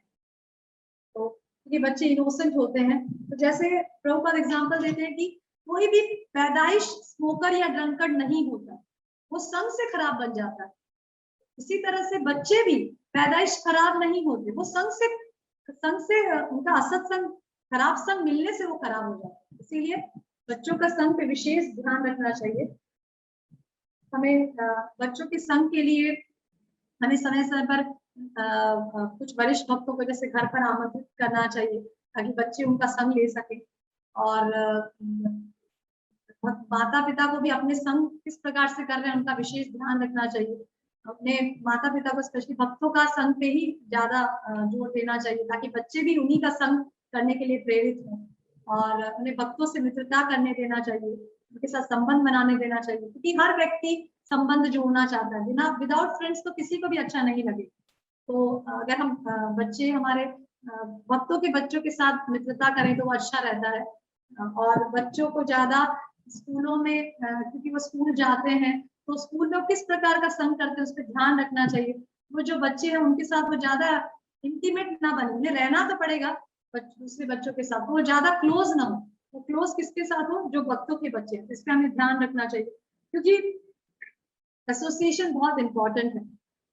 जैसे हम देखते हैं कि शास्त्रों में भी कई उदाहरण आता है, जैसे नारद मुनि का उदाहरण आता है कि किस प्रकार से शुद्ध भक्त बने, क्योंकि उनकी माता हमेशा सीनियर डिवोटीज की सेवा करती थी। उनका उच्चिष्ट नारद मुनि को मिलता रहता था, उनका संग नारद मुनि को हमेशा मिलता रहता था, जिससे वो नारद मुनि एक शुद्ध भक्त बने।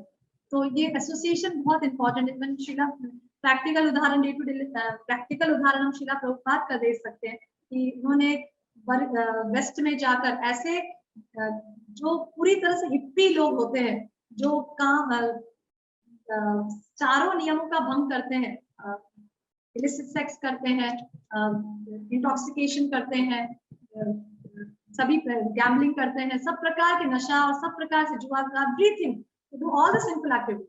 ऐसे लोग भी प्रभुपाद के एसोसिएशन से आज सन्यासी हैं, शुद्ध भक्त हैं और सभी को आज वो सभी को मार्गदर्शन दे रहे हैं। तो ये कैसे हुआ, एसोसिएशन से। तो संघ बहुत इंपॉर्टेंट है। इसी तरह से बच्चों का संघ भी बच्चों का संघ पे भी विशेष ध्यान रखना चाहिए तो किसका संघ कर रहे हैं, तो ये भी बहुत इंपॉर्टेंट पॉइंट है।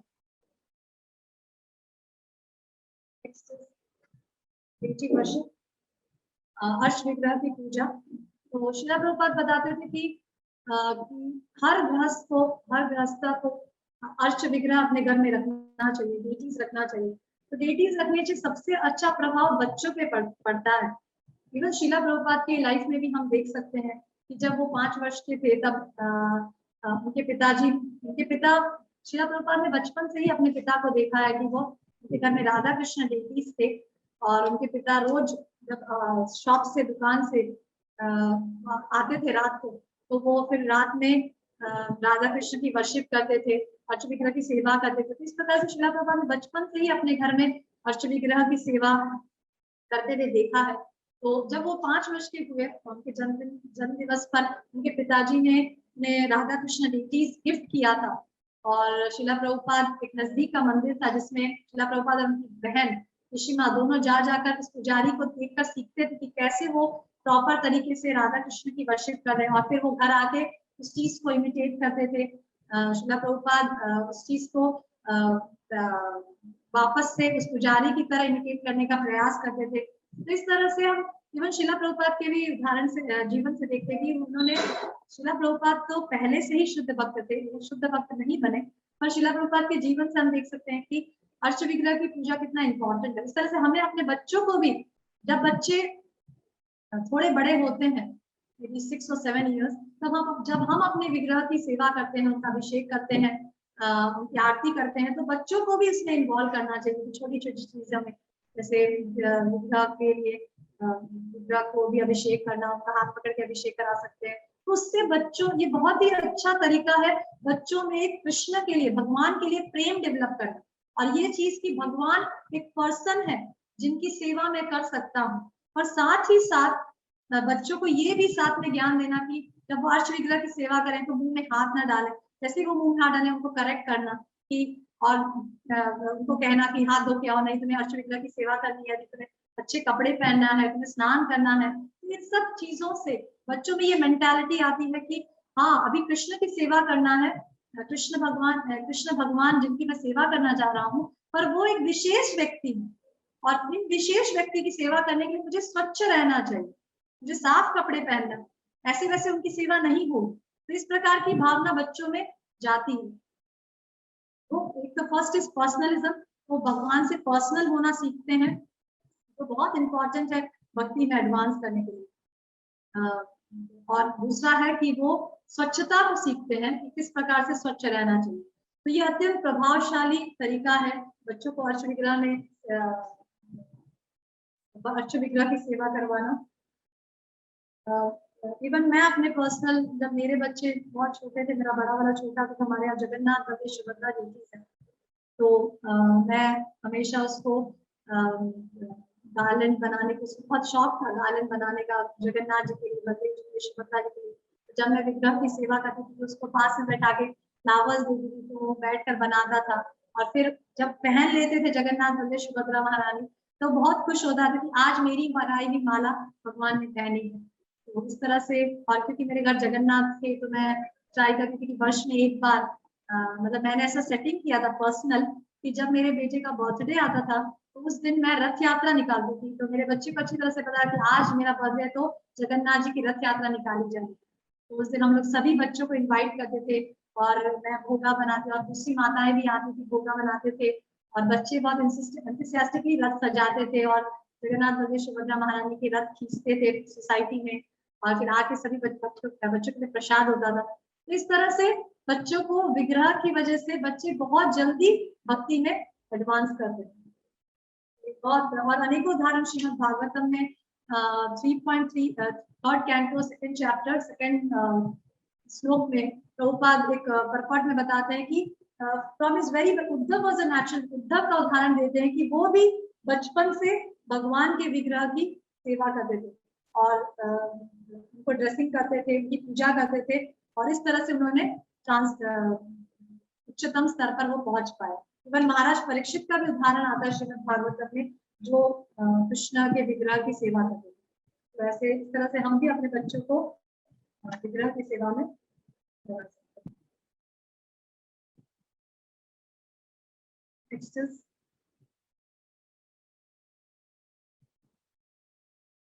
फेस्टिवल्स। तो फेस्टिवल्स भी एक बहुत अच्छा तरीका है बच्चों को भक्ति में आगे बढ़ाने का।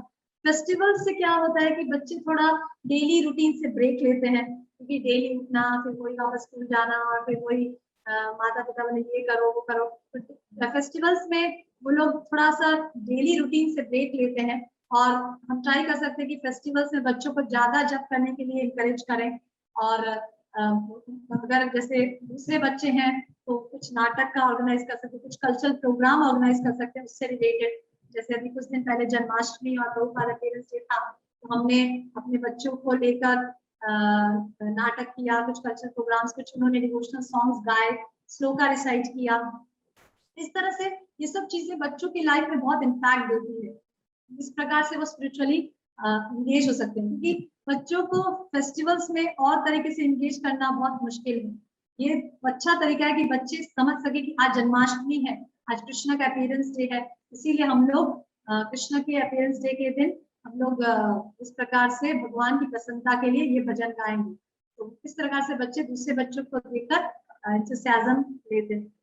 तो इस तरह से हम उनको कर सकते हैं। उस दिन हम इसके थोड़े दिन पहले, जैसे जन्माष्टमी से थोड़े दिन पहले, हमें बच्चों को पहले से कुछ स्टोरी सुनाना शुरू करना चाहिए उससे रिलेटेड। जैसे राधाष्टमी आ रही है तो राधा रानी की क्या महिमा है, तो ताकि वो जब राधाष्टमी आती है तो बच्चे उस फेस्टिवल को ज्यादा अच्छे से समझ सकते हैं, ज्यादा अच्छे से मना सकते हैं।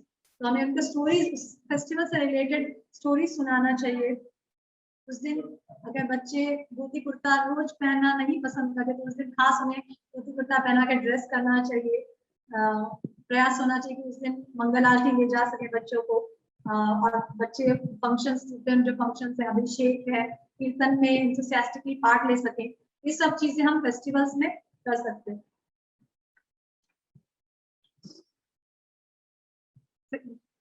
दूसरी चीज है हरिनाम और बुक डिस्ट्रीब्यूशन। तो जैसे अगर आप इस्कॉन मंदिर से जुड़े हैं तो आप अगर वो लोग हरिनाम में जाते हैं, कीर्तन में जाते हैं, संकीर्तन में जाते हैं, तो बच्चों को भी प्रेरणा देनी चाहिए कि वो भी चले। उसमें वो अलग अलग तरह से पार्टिसिपेट कर सकते हैं। जैसे उन्हें करताल दे सकते हैं तो करताल बजाएं हरिनाम में, ताकि उन्हें लगे कि वो हाँ हम भी इसमें पार्टिसिपेट कर रहे हैं एंथुसियास्टिकली। तो इस तरह से बच्चों में भी वो भावना आ सकती है। और साथ साथ बुक डिस्ट्रीब्यूशन जो बहुत इंपॉर्टेंट टूल है बच्चों में कृष्ण भावनामृत के नींव को दृढ़ करने का, ये हरिनाम पुस्तक वितरण बहुत इंपॉर्टेंट टूल। मेरा जो बच्चा, बड़ा वाला जो लड़का है, वो बुक डिस्ट्रीब्यूशन बहुत पसंद करता था। जब छोटा था तो बहुत भक्तों के साथ बुक डिस्ट्रीब्यूशन जाना चाहता था। और क्योंकि इसमें बुक डिस्ट्रीब्यूशन में क्या होता है कि बच्चे हमेशा भक्तों के साथ रहते हैं, पर जब वो बुक डिस्ट्रीब्यूशन में जाते हैं तो वो ऐसे लोगों को भगवान के बारे में बताना है जो भगवान के बारे में बिल्कुल नहीं जानते, जो कर्मी है। तो जब वो स्वयं देखते हैं कि किस प्रकार से हमें दूसरे लोगों को भगवान के बारे में बताना है, तो उनकी श्रद्धा उनकी भक्ति में श्रद्धा बढ़ती है। और उनका, अगर वो प्रेजेंट करते हैं कुछ भक्ति के कुछ पॉइंट्स को दूसरों के सामने, तो उनकी डिटर्मिनेशन भक्ति करने में बढ़ता है। तो इस तरह से पुस्तक वितरण बहुत इंपॉर्टेंट टूल है कि हमारे बच्चे दूसरे भक्तों के साथ पुस्तक वितरण करें, ताकि वो संसार को देख सकें कि संसार में किस प्रकार के लोग होते हैं और कैसे हमें उनको कृष्ण भावना देना है। शिला प्रभुपाद की पुस्तकों का अध्ययन, तो शिला प्रभुपाद की पुस्तकों का अध्ययन करना हमें बचपन से ही बच्चों को अलग अलग, अभी तो बहुत इजी हो गया है, बच्चों के इतने सारे चिल्ड्रंस बुक्स मिलती है इस्कॉन मंदिरों में। कलरिंग की बुक्स, छोटे हैं तो छोटे बुक्स, 3 साल, अलग अलग एजेस के बच्चों को अलग अलग बुक्स मिलती है। तो हमें पहले से ही उनको बुक्स के प्रति आकर्षण पैदा करना चाहिए, उन्हें डिफरेंट बुक्स देकर प्रभुपाद की, ताकि वो पहले से ही बुक्स को पढ़ने में उनकी लाइकिंग डेवलप हो, उनके अट्रैक्शन डेवलप हो। तो इस तरह से बच्चों को बुक्स अध्ययन करने की ट्रेनिंग पहले से ही देनी चाहिए। और जब वो बुक्स पढ़ते हैं तो हमें उनके साथ बैठकर कभी पढ़ना चाहिए। और बहुत इंपॉर्टेंट पॉइंट है बुक्स पढ़ने में कि जब बच्चे कुछ पढ़ते हैं तो हमें उनसे पूछना चाहिए, उनसे चर्चा करनी चाहिए, उनसे डिस्कशन करना चाहिए, ऐसे ही कैजुअल कि क्या पढ़ा आपने, और उससे तर्क वितर्क करना चाहिए, ताकि उनका जो अंडरस्टैंडिंग है उसमें और बढ़े। तो चर्चा बहुत इंपॉर्टेंट है जब वो बच्चे बुक्स पढ़ते हैं। और बहुत इसको डिटेल में एक्चुअली डिस्कस किया जा सकता है, पर टाइम, तो मैं इतना ज़्यादा डिटेल में अभी चीज़ों को डिस्कस नहीं कर, अध्ययन के बारे में। क्रीड़ा के बारे में ऐसा है कि क्रीड़ा में जो बच्चे जब खेलते हैं तो उनको क्या क्या चीज़ें, वीडियो गेम्स और ज़्यादा स्मार्टफोन्स और गैजेट्स में खेलने के लिए नहीं प्रोत्साहन देना चाहिए।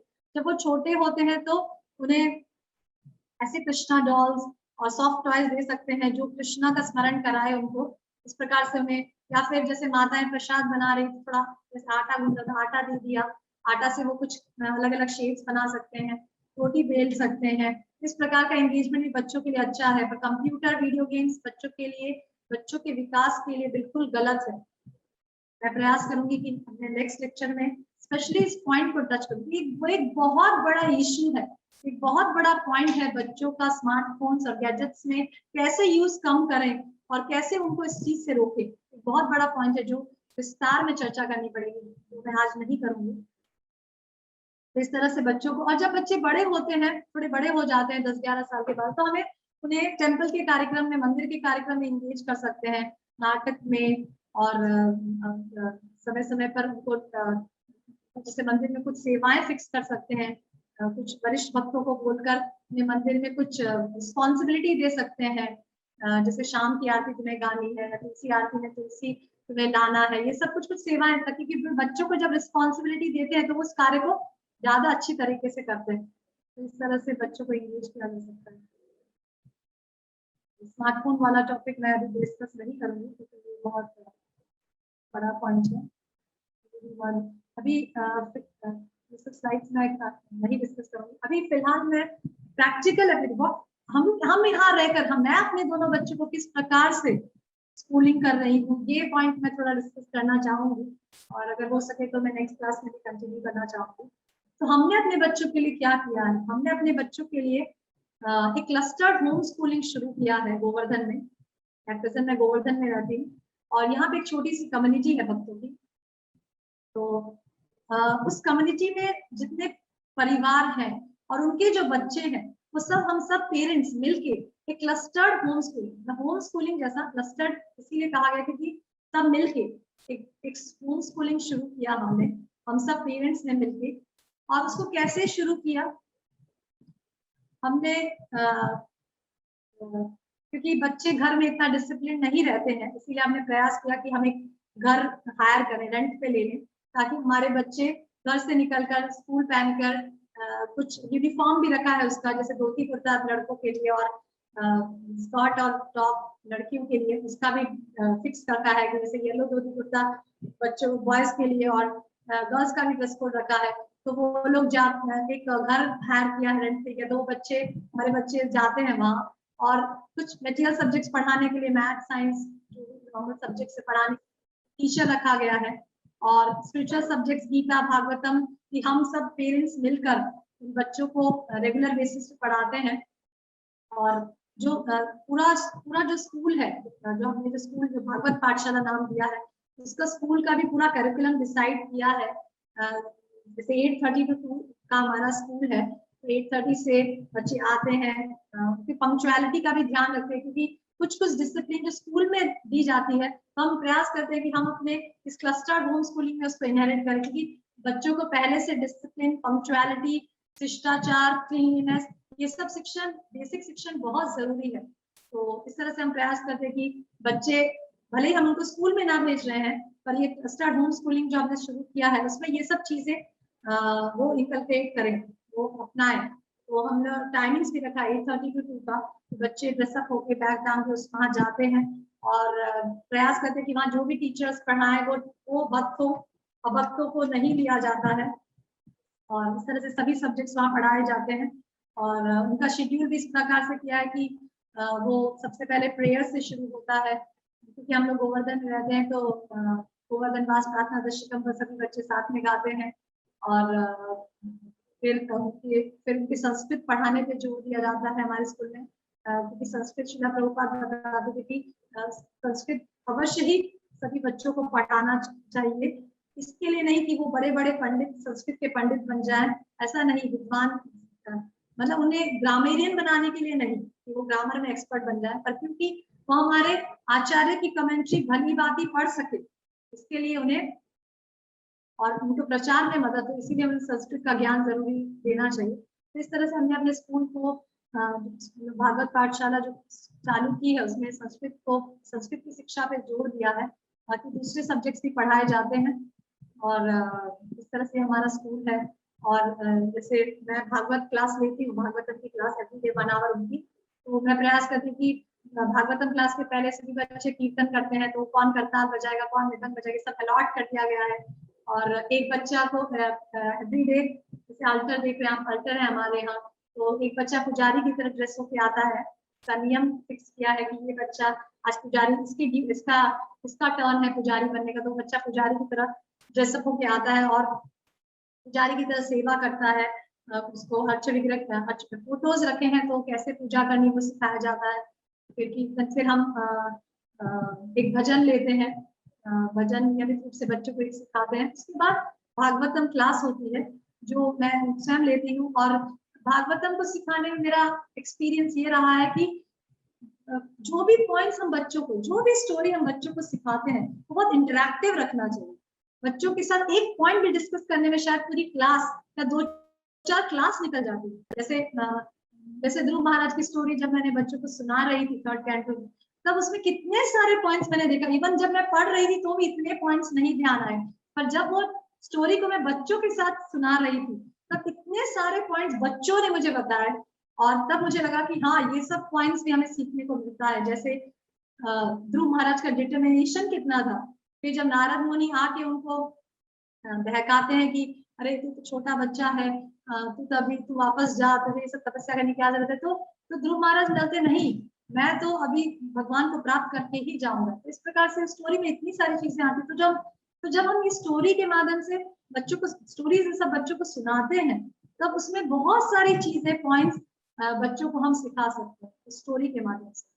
तो इस प्रकार से हम भागवतम क्लास लेते हैं, पॉइंट्स एक एक करके पॉइंट्स और फिलोसॉफिकल पॉइंट्स भी डिस्कस करते हैं। जैसे एब्सोल्यूट ट्रूथ के 3 फीचर्स होते हैं, ब्राह्मण, परमात्मा, भगवान। किस प्रकार से ब्राह्मण क्या है, तो सूर्य का उदाहरण देते हैं, और उदाहरण से भी फिलोसफी काफी फिलोसफी उनको सिखा रहे हैं। तो इस तरह से हम अपने स्कूल को सिखाते हैं। उसमें योगा भी सिखाया जाता है, योगा एक टीचर है, वो भी होती है, वो आके सिखाते हैं। फिर समय समय पर स्पोर्ट्स कराया जाता है ताकि बच्चों का हेल्थ के लिए भी ध्यान रखते हैं, और समय समय पर जैसे आप स्कूल में देख सकते हैं बच्चों को बाहर भी ले जाते हैं कभी कभी, और कीर्तन के लिए, बुक डिस्ट्रीब्यूशन के लिए, ऐसे अनेक हम एक्टिविटीज अपने पाठशाला में करते हैं। इस तरह से आप लोग भी अगर कुछ डिवोटीज अगर स्कूल नहीं भेजना चाहते हैं, तो आप लोग भी मिलकर, कुछ डिवोटीज मिलकर इस प्रकार से शुरू कर सकते हैं। अगर आप लोग को इस पे कुछ ज्यादा गाइडेंस चाहिए तो मैं प्रयास करूंगी, मैं दे सकती हूँ कैसे हमने शुरू किया इसको और कैसे आप लोग कर सकते हैं। तो इस तरह से मैं क्लास फिनिश करूंगी। किसी का कुछ क्वेश्चन है तो मैं 1-2 क्वेश्चन लूंगी आज, और फिर नेक्स्ट क्लास में।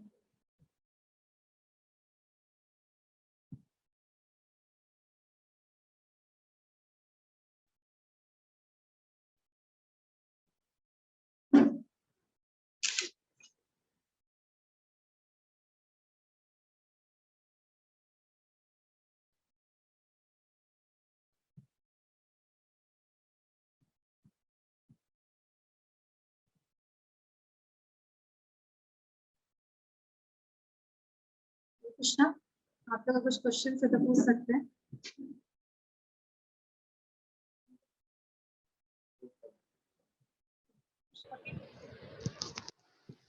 हरे कृष्णा माता जी।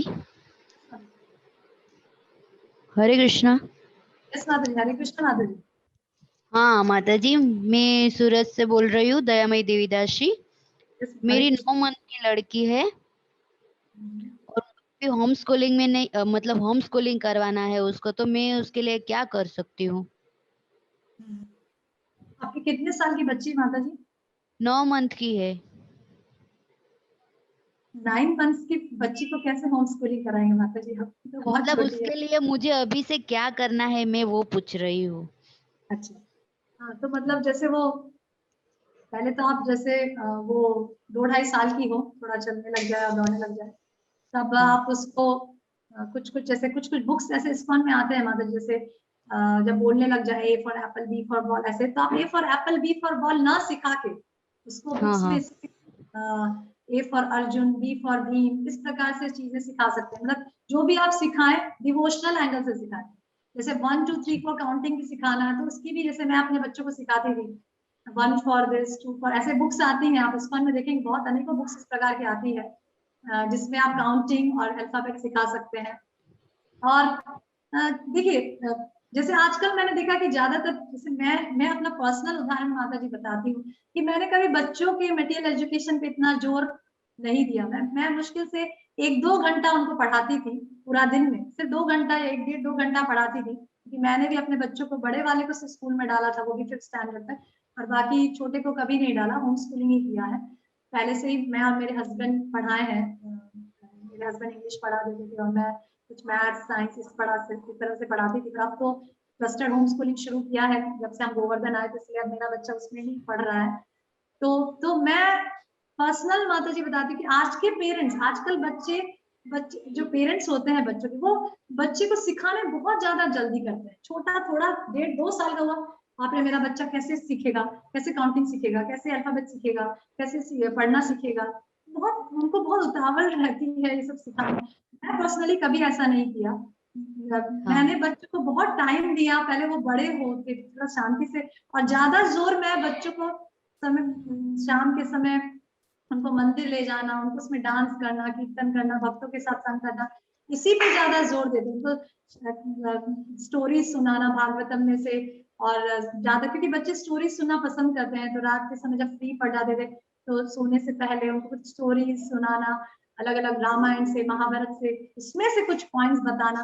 इसी प्रकार से मैंने अपने बच्चों को बड़ा किया है। बहुत ज्यादा मटेरियल अब मैं देखती हूँ कि आजकल बच्चे थोड़े बड़े होते हैं, बस अरे अभी इसको मैथ्स पढ़ाना है, इसको एडिशन सिखाना है, सब्ट्रैक्शन सिखाना है, इस प्रकार की चीजें अभी बहुत, क्योंकि वातावरण ऐसा हो रहा है, वातावरण इतना पढ़ाई का हो रहा है, पढ़ाई मीन्स मटेरियल एजुकेशन का।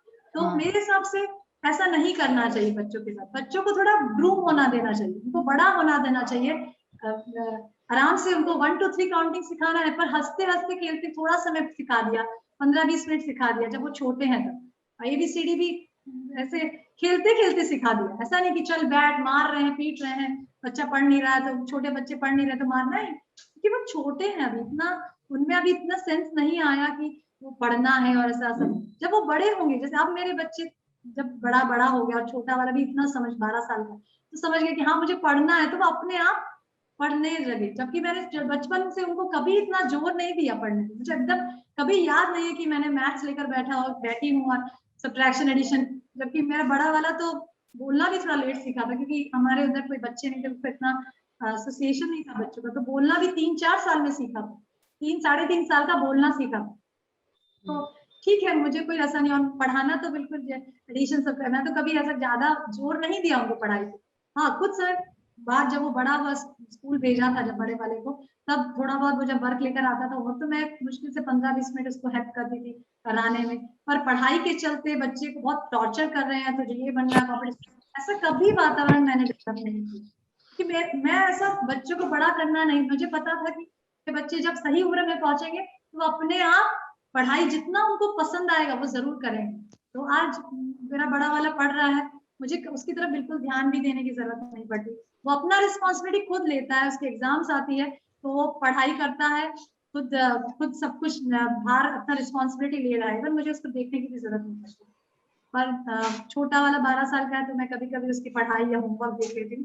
पर बहुत ज्यादा मैं पर्सनली मैं आपसे कहती हूँ कि मेरा पूरा फोकस अपने बच्चों को स्पिरिचुअल एजुकेशन देने में, आध्यात्मिक एजुकेशन देने में ही रहा है पहले से, और अभी भी बच्चा ज्यादा, क्योंकि ये एजुकेशन तो वो ले ही लेता है। इवन हम जब कस्टर्ड होम स्कूलिंग जब शुरू किया, तो मैं देखती हूँ कि इंग्लिश मैथ्स के जो सिलेबस है, इंग्लिश का जैसे बुक है, तो अभी हमें हार्डली 6 महीना हुआ होगा शुरू किए इंग्लिश मैथ्स सब, तो वो बुक खत्म होने आ गए, वो बुक खत्म होने आ गए हैं, किताबें खत्म, टेक्स्ट बुक खत्म होने आ गए। तो आई वाज सरप्राइज कि मैं पूछती हूँ बच्चों से कि कितना, बस 2 ही चैप्टर बाकी है, बस इसमें 3 ही चैप्टर बाकी है, जबकि स्कूल पूरा साल उस बुक्स को बच्चों को चान कराता रहता है। तो हम देखते हैं कि ये जो, जैसे मैं देखती थी जब मेरा बच्चा 2nd स्टैंडर्ड या 1st स्टैंडर्ड में गया था, तो एडिशन और सब्ट्रैक्शन 2 चीज उनको सिखाई जाती है, जो 2nd स्टैंडर्ड में भी कंटिन्यू की गई, 3rd स्टैंडर्ड में भी रहा। तो एडिशन सब्ट्रैक्शन को ही पूरे साल वो लोग चान करते रहते थे, स्कूल वाले पूरे साल उसको लेकर खींचते रहते थे। मेरा बच्चे को ऑलरेडी एडिशन सब्ट्रैक्शन आ चुका था, वो करने लगा था, जबकि मैंने बहुत ज्यादा, जब सब्ट्रैक्शन में से थोड़ी प्रॉब्लम हुई थी सीखने में, क्योंकि उल्टी गिनती करनी पड़ती थी, इसमें थोड़ा प्रॉब्लम हुआ था, तो मैंने तब भी उसको समय दिया, छोड़ दिया, ऐसा कभी प्रेशराइज नहीं किया। तो अब नाउ इज डूइंग, अभी कर रहा है, कुछ प्रॉब्लम नहीं है, is doing maths, is doing all the subjects. तो इस तरह से हमें बच्चों पे, मेरा ये मतलब सभी पेरेंट्स पे ये अनुरोध रहेगा कि बच्चों को भौतिक शिक्षण के लिए बहुत ज्यादा प्रेशराइज ना करें। वो भौतिक शिक्षण को जितना उनका इंक्लिनेशन हो वो जरूर लेंगे, और उसकी रिस्पॉन्सिबिलिटी वो 100% लेंगे जब वो बड़े हो जाएंगे, तब आपको बोलने की भी जरूरत नहीं पड़ेगी। ऐसे भी वो बड़े होने के बाद नहीं, हमारी मतलब हमारी वही इच्छा है माताजी कि हम उसको भौतिक स्कूल में नहीं भेजे, इसीलिए मैंने पूछा कि उसको नहीं भेजना है तो क्या करे। नहीं तो घर में आप, जैसे मैंने बताया कि जब जैसे वो आपकी बच्ची जब 2 साल की जैसे होती है, जब वो छोटी है, जैसे अभी 9 महीने की बता रहे, तब जैसे आप अपने घर में कुछ भजन चलाए, अगर वो आपको देखती है तो और सुनती है, क्योंकि अब ब्रेस्ट फीडिंग करती होगी, तब आप उसको भजन कुछ गा सकते हैं और घर में ऐसा वातावरण रख सकते हैं कि नहीं, भजन। तब तो जब माला करती हूँ, वो जब फीलिंग करती है तब मैं माला करती हूँ। फिर हम मंदिर में कुछ भी प्रोग्राम करते हैं तो देखती है, हरे कृष्णा करती है, ऐसे ऐसे सब तो करती है। लेकिन फिर भी मैं हम लोगों की इच्छा है कि हम इसको स्कूल नहीं भेजे ऐसा। ये तो सबसे अच्छे आपकी इच्छा है कि स्कूल ना भेजें, क्योंकि आजकल स्कूल का जैसे ही आप स्कूल भेजेंगे वो आपके हाथ से धीरे धीरे धीरे धीरे छूटता जाएगा। स्कूल नहीं भेजना ये सभी पेरेंट्स को, ठीक है, कई लोगों को नहीं अनुकूल आता हो, कोई प्रॉब्लम नहीं है, ऐसा नहीं कि पक्का स्कूल नहीं भेजना ही है। अगर किसी को नहीं अनुकूल है तो शायद भेजना भी पड़े, उसके बावजूद भी आप प्रैक्टिकल होके उसको भक्ति सिखा सकते हैं। पर अगर आपने के हस्बैंड वाइफ दोनों रेडी हैं कि उसको स्कूल नहीं भेजना है, तो that is the best thing you can do. आप घर में रखिए। अगर जैसे आपके कुछ और भी जो हैं डिवोटीज वो ऐसा चाहते हैं कि मैं भी स्कूल नहीं भेजना चाहती हूँ, क्योंकि जो बच्चा होता है वो हाँ अपने है हमारे साथ एक माता जी। हाँ जी, हमारे साथ एक माता जी है, उसकी भी 1 साल की लड़की है, वो भी यही कह रही है। हाँ, तो आप जैसे जैसे हमने जैसे अभी हम एट प्रेजेंट मेरा जब हम गोवर्धन में 3 फैमिलीज ही है माता जी, 3 फैमिलीज के ही बच्चे हैं, ज्यादा फैमिलीज नहीं है। 3 फैमिलीज के 6 मतलब मेरा एक बेटा है और 2 बच्चे होंगे और 1 बच्चे, ऐसे करके 4-5 ही बच्चे हैं। उसी में हमने होम स्कूलिंग शुरू किया है। इस तरह से आप भी दोनों मिलकर बैठ सकते हैं और सोच सकते हैं, क्योंकि ज्यादा डिफरेंस नहीं है उसकी 1 साल की आपकी 9 महीना की। जब जैसे वो बड़े होते हैं तो दोनों बच्चे साथ में, जब 2-2.5 साल के हों तब जैसे वो आए और आप आए और दोनों साथ में आप उनको कुछ ABCD सीखे, क्योंकि साथ में बच्चे जल्दी पिकअप करते हैं। जब बच्चों को साथ मिलता है तो जल्दी पिकअप करते हैं, तो इसीलिए इस प्रकार से आप कर सकते हैं साथ में, या फिर साथ नहीं है तो उस हिसाब से भी आप अपने घर में कुछ बुक्स ऐसा लेकर आए। पर मेरा यही प्रयास है कि भौतिक शिक्षण के लिए इतना प्रयास मत करिए, आध्यात्मिक शिक्षण देने के लिए ज्यादा प्रयास करिए। भौतिक शिक्षण वो gradually addition, subtraction, reading, writing, ABCD वो सीख ही जाएगा। थोड़ा प्रयास करेंगे सीख जाएगा, कोई प्रॉब्लम नहीं आएगी, क्योंकि आजकल ऐसे बुक्स बहुत होम स्कूलिंग से माता जी बहुत सारे ऐसे बुक्स अवेलेबल हैं। होम स्कूलिंग के आप इंटरनेट पे टाइप करेंगे तो होम स्कूलिंग के इतने सारे बुक्स अवेलेबल हैं जो आप घर में ला सकते हैं। फर्स्ट स्टैंडर्ड की या जूनियर KG की, सीनियर की, इतने सारे मटेरियल्स मिलते हैं और एग्जाम भी आप दिला सकते हैं ऑनलाइन। ऐसे फैसिलिटीज होते हैं क्लासेस में कि जैसे फर्स्ट स्टैंडर्ड में बच्चा तो पढ़ाई कराइए और क्लासेस होगा और एग्जाम दिला सकते हैं। तो इस तरह से आपका बच्चा स्कूल की कोई आवश्यकता नहीं है। और हम एट प्रेजेंट जो क्लस्टर्ड होम स्कूलिंग शुरू की है उसमें हम NIOS का कंसेप्ट यूज किया है, national institute of open schooling, जिसमें गवर्नमेंट सरकार ये फैसिलिटी देती है कि जब बच्चा पढ़ाई, हमने कभी स्कूल नहीं भेजा बच्चे को, कोई प्रॉब्लम नहीं है, और हम पढ़ा रहे हैं हर स्टैंडर्ड। जैसे मेरा बेटा 6th स्टैंडर्ड में पढ़ रहा है तो वो 7th में आएगा, 8th में आएगा, और जब बच्चा 14 साल का होता है तो सरकार ये फैसिलिटी देती है कि वो 10th का बोर्ड एग्जाम दे सकता है ओपन स्कूलिंग में। मतलब एक सेंटर में जाएगा, वहाँ उसको एनरोल, 14 साल में उसका नाम एनरोल कर दिया जाता है। वो स्कूल में नहीं पढ़ा कोई प्रॉब्लम नहीं, क्योंकि मैंने अपने बड़े बेटे को उसी से करवाया, एग्जाम दिलाया, NIOS से, national institute of open schooling उसे कहते हैं। और उसमें मेरे बच्चे को कभी स्कूलिंग नहीं कराया, तो भी कोई प्रॉब्लम नहीं। उसमें नाम रजिस्टर करना होता है और कौन से स्टैंडर्ड में बच्चा एग्जाम देगा वो बताना होता है। फिर आपके घर में उससे बुक्स आ जाती है, उस बुक्स को पढ़ाने के लिए आप घर में ट्यूटर रख सकते हैं। ट्यूटर घर में आए, पढ़ाए, और फिर वो बच्चा उस स्टैंडर्ड के एग्जाम उस सेंटर में जाके, जैसे मेरा बच्चे ने एग्जाम दी थी मथुरा में वहाँ सेंटर है तो मथुरा जाके एग्जाम देगा। और इस तरह से आप भी, जब अभी तो आपके बहुत छोटे हैं, पर इस तरह से आप होम स्कूलिंग करके, जैसे कई लोगों को चिंता होती, अरे मेरा बच्चे को डिग्री कैसे मिलेगी, होम स्कूलिंग करा रही हूँ, कोई प्रॉब्लम नहीं है। सरकार ने अभी इतनी सारी फैसिलिटीज कर रखी है कि आप अपने बच्चे को होम स्कूलिंग करके भी 10th 12th स्टैंडर्ड का एग्जाम दिला सकते हैं और पूरा तरह से उसको पढ़ाई कर सकते हैं, इस तरह से हम जैसे कर रहे हैं। ठीक है, हाँ ठीक है माता जी, धन्यवाद। और किसी का कोई प्रश्न हरे है? कृष्ण। हरे कृष्णा माता जी। हरे कृष्णा। मैं अहमदाबाद से एकता बोल रही हूँ। यस माता। माता जी, मेरा 7 वर्ष का बेटा है आदित्य। मैम वो ऑनलाइन क्लासेस करता है। उसकी 8 o'clock से 12:30 तक ऑनलाइन क्लासेस होती हैं।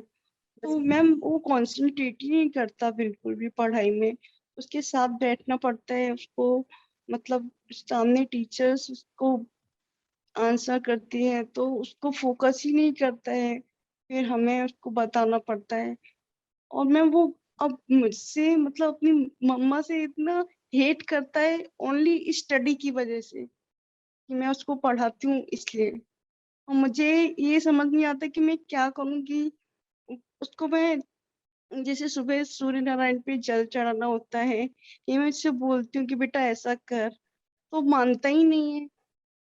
और कार्टून्स वगैरह टीवी में, फोन में वो गेम्स वगैरह उस पे ज्यादा फोकस करता है, स्टडी पे बिल्कुल नहीं। और कभी मैं बुक्स वगैरह, मेरे पास काफी बुक्स हैं मोरल स्टोरीज की, तो मैं उसको बोलती हूँ कि बेटा अब मैं तुझे सुनाऊंगी, तो नहीं अब तो मुझे बस पढ़ाती रहती हूँ। और वो इसकी वजह से दूर ही रहता है। मैम प्लीज आप मुझे गाइडेंस कीजिए, मैं क्या करूँ ऐसा कि वो है ना मेरे नियरेस्ट आ जाए। मतलब इसमें माता जी जैसे वो 7 वर्ष का है, तो अभी मुझे ये पता नहीं कि आपने उसको पहले बचपन से कैसे किस प्रकार से, क्योंकि कई मतलब पहले से तो मैंने देखा नहीं कि जैसे आपने उसका ब्रिंगिंग अप किया है, क्योंकि बच्चों में क्यों कोई भी रिलेशनशिप किसी भी व्यक्ति के साथ बनाने के लिए लव एंड अफेक्शन बहुत इंपॉर्टेंट है। जैसे मैंने पिछली क्लास में बताया था कि स्ट्रॉन्ग बॉन्ड बहुत इंपॉर्टेंट है। कोई भी व्यक्ति आपका क्यों सुनेगा, अनलेस एंड अनटिल उसके साथ आपका एक स्ट्रॉन्ग बॉन्ड है। वो बच्चे के साथ अफेक्शन और लव अगर आपने सही मात्रा में दिखाया है तो हर व्यक्ति, जैसे कुछ स्टोरीज ऐसे कई अनेकों स्टोरीज आती है जिससे एक चोर भी वक्त में परिवर्तित हो जाता है उसको अगर प्रेम और अफेक्शन दिखाया जाए। तो अगर बच्चा आपका नहीं सुन रहा है तो आपको देखना है कि मेरे और बच्चे के बीच में बॉन्डिंग में क्या प्रॉब्लम है। कुछ क्या पता आपने बचपन से बहुत ज्यादा उसको एजुकेशन, ये जो मटेरियल एजुकेशन है ये सब जो है उसको देने के लिए बहुत बचपन से ही, जब 2-2.5-3 साल का तब से बहुत जोड़ दिया है, तू कर तू ऐसा कर, तू पढ़ाई नहीं कर रहा, थोड़ा खेलने जाए, कुछ कर, पढ़ाई कर, ये कर वो कर। क्या बचपन से ऐसा ब्रिंगिंग अप तो नहीं किया? मतलब आपको एनालाइज करना पड़ेगा उस चीजों को।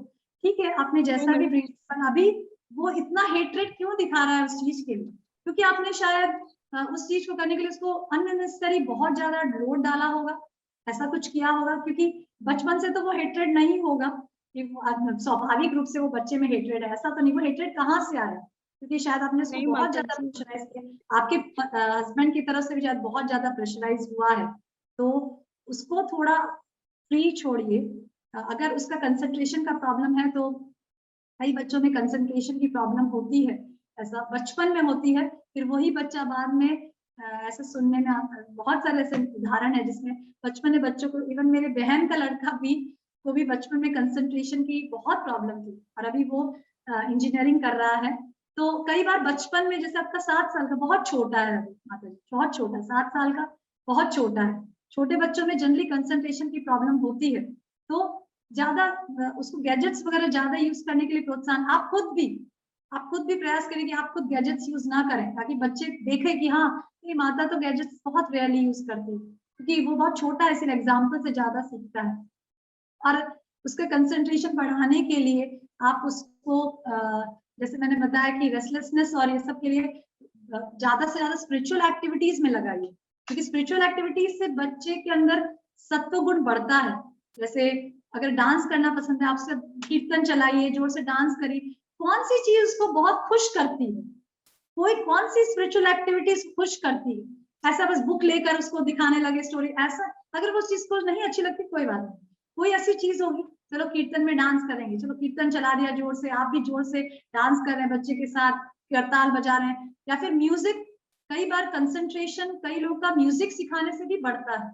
जैसे मैंने कई उदाहरण ऐसे भी देखे हैं अपने पर्सनल एक्सपीरियंस से कि कई बच्चों के इस प्रकार के बहुत, उनका स्वभाव चिड़चिड़ हो जाता है। Music acts as a very important role. अगर म्यूजिक, जैसे हम खुद भी देखते हैं कि जब हम बहुत फ्रस्ट्रेट होते हैं और कुछ भजन चलाते हैं या गाते हैं या बजाते हैं हारमोनियम पे, तो हमें बहुत सूदिंग महसूस होता है। तो इस प्रकार से बच्चे को म्यूजिक में लगा सकते हैं। 7 साल का है तो कोई म्यूजिक क्लास में भेज सकते हैं। फिर सेकेंड थिंग इज, आप कभी कभी जैसे अगर आपके बाहर कुछ स्पेस अवेलेबल है, कुछ जमीन है या कुछ ओपन स्पेस है, तो गार्डनिंग करवा सकते हैं। गार्डनिंग नेचर के साथ बच्चे को रिश्ता बनाने से भी बच्चों की चिड़चिड़ापन कम होता है। ये सब चीजें बच्चों में बहुत इंपॉर्टेंट रोल प्ले कर देना है, क्योंकि आपका बहुत छोटा है, 7 साल का, इसीलिए ये सब चीजें बहुत इंपॉर्टेंट की। फिर जैसे थोड़ा बच्चों को, जैसे स्कूल से आया तो क्या होमवर्क है, पता क्या होमवर्क किया, कम मार्क्स आए तो डांटना फटकारना, तो बच्चों में एक हेट्रेड डेवलप हो जाती है। थोड़ा उसके जीवन में वो 7 साल का बहुत छोटा है, उसके वो अभी बहुत समय है, उसको बहुत सारी चीजें सीखना है, addition, mathematics, science, English, Hindi सीखने के लिए अभी बहुत समय है उसके पास। गुरुकुल में भी, जैसे मेरे बच्चे बड़ा वाला गुरुकुल में रहा है, तो हम लोग 7 साल के बच्चे को पढ़ाई में बिल्कुल भी जोर नहीं देते, जितना पढ़ गए बस बहुत हो, ऐसे ही उसको बड़ा, ऐसे वहां रेजिंग होती है गुरुकुल में। ज्यादा ध्यान मॉर्निंग प्रोग्राम, प्रसाद लेना, कुछ समय समय पर बच्चों से कुछ उगवाते थे, कुछ प्लांट उगवाते थे, बच्चों को हारमोनियम, रिदम, करताल सिखाते थे। तो इस प्रकार से बच्चों की कंसंट्रेशन बढ़ती है ना कि, और ये जो चिड़चिड़ा स्वभाव, जैसे वो आपको ही हेट कर रहा है, तो आपको ये चीज तो आपको देखना कि आपको ऐसा क्यों हो रहा है। डिस्पाइट वो आपको कई बार खराब शब्द बोले तो भी आप प्रेम से उसके साथ व्यवहार करिए, आप चिड़िए मत, आप इरिटेट मत होइए उसको। आप ज्यादा, या तो आपके लव एंड अफेक्शन जितना आपने दिया वो कम पड़ रहा है, तो ज्यादा से ज्यादा उसको अफेक्शन दीजिए, उसको जो चीज एक्चुअली मेरी अभी एक छोटी बेटी है, उसके बाद अभी वो 1 ईयर की हुई है, तो उसको मुझे ज्यादा टाइम देना पड़ता है उसके अकॉर्डिंग। यही प्रॉब्लम, ये कई फैमिलीज में ऐसा प्रॉब्लम देखा है मैंने, कि जब दूसरे बच्चा हो जाता है तो बड़े बच्चे को इतना अटेंशन नहीं देने की वजह से बच्चा अटेंशन सीकिंग, अटेंशन डेफिशिएंट हो जाता है, तो उसका अटेंशन नहीं दिया जाता, क्योंकि और उसका ये भी चलता रहता है माइंड में कि सारे अटेंशन तो इसको देते हैं, इसको ही सब, घर में भी कोई आता है तो इसी को खिलाता है, सब चीजें भी लोग इसी के लिए लेकर आते हैं, मैं तो बड़ा हो गया, सब तुम तो बड़े हो गए हो, जबकि वो बड़ा नहीं हुआ है।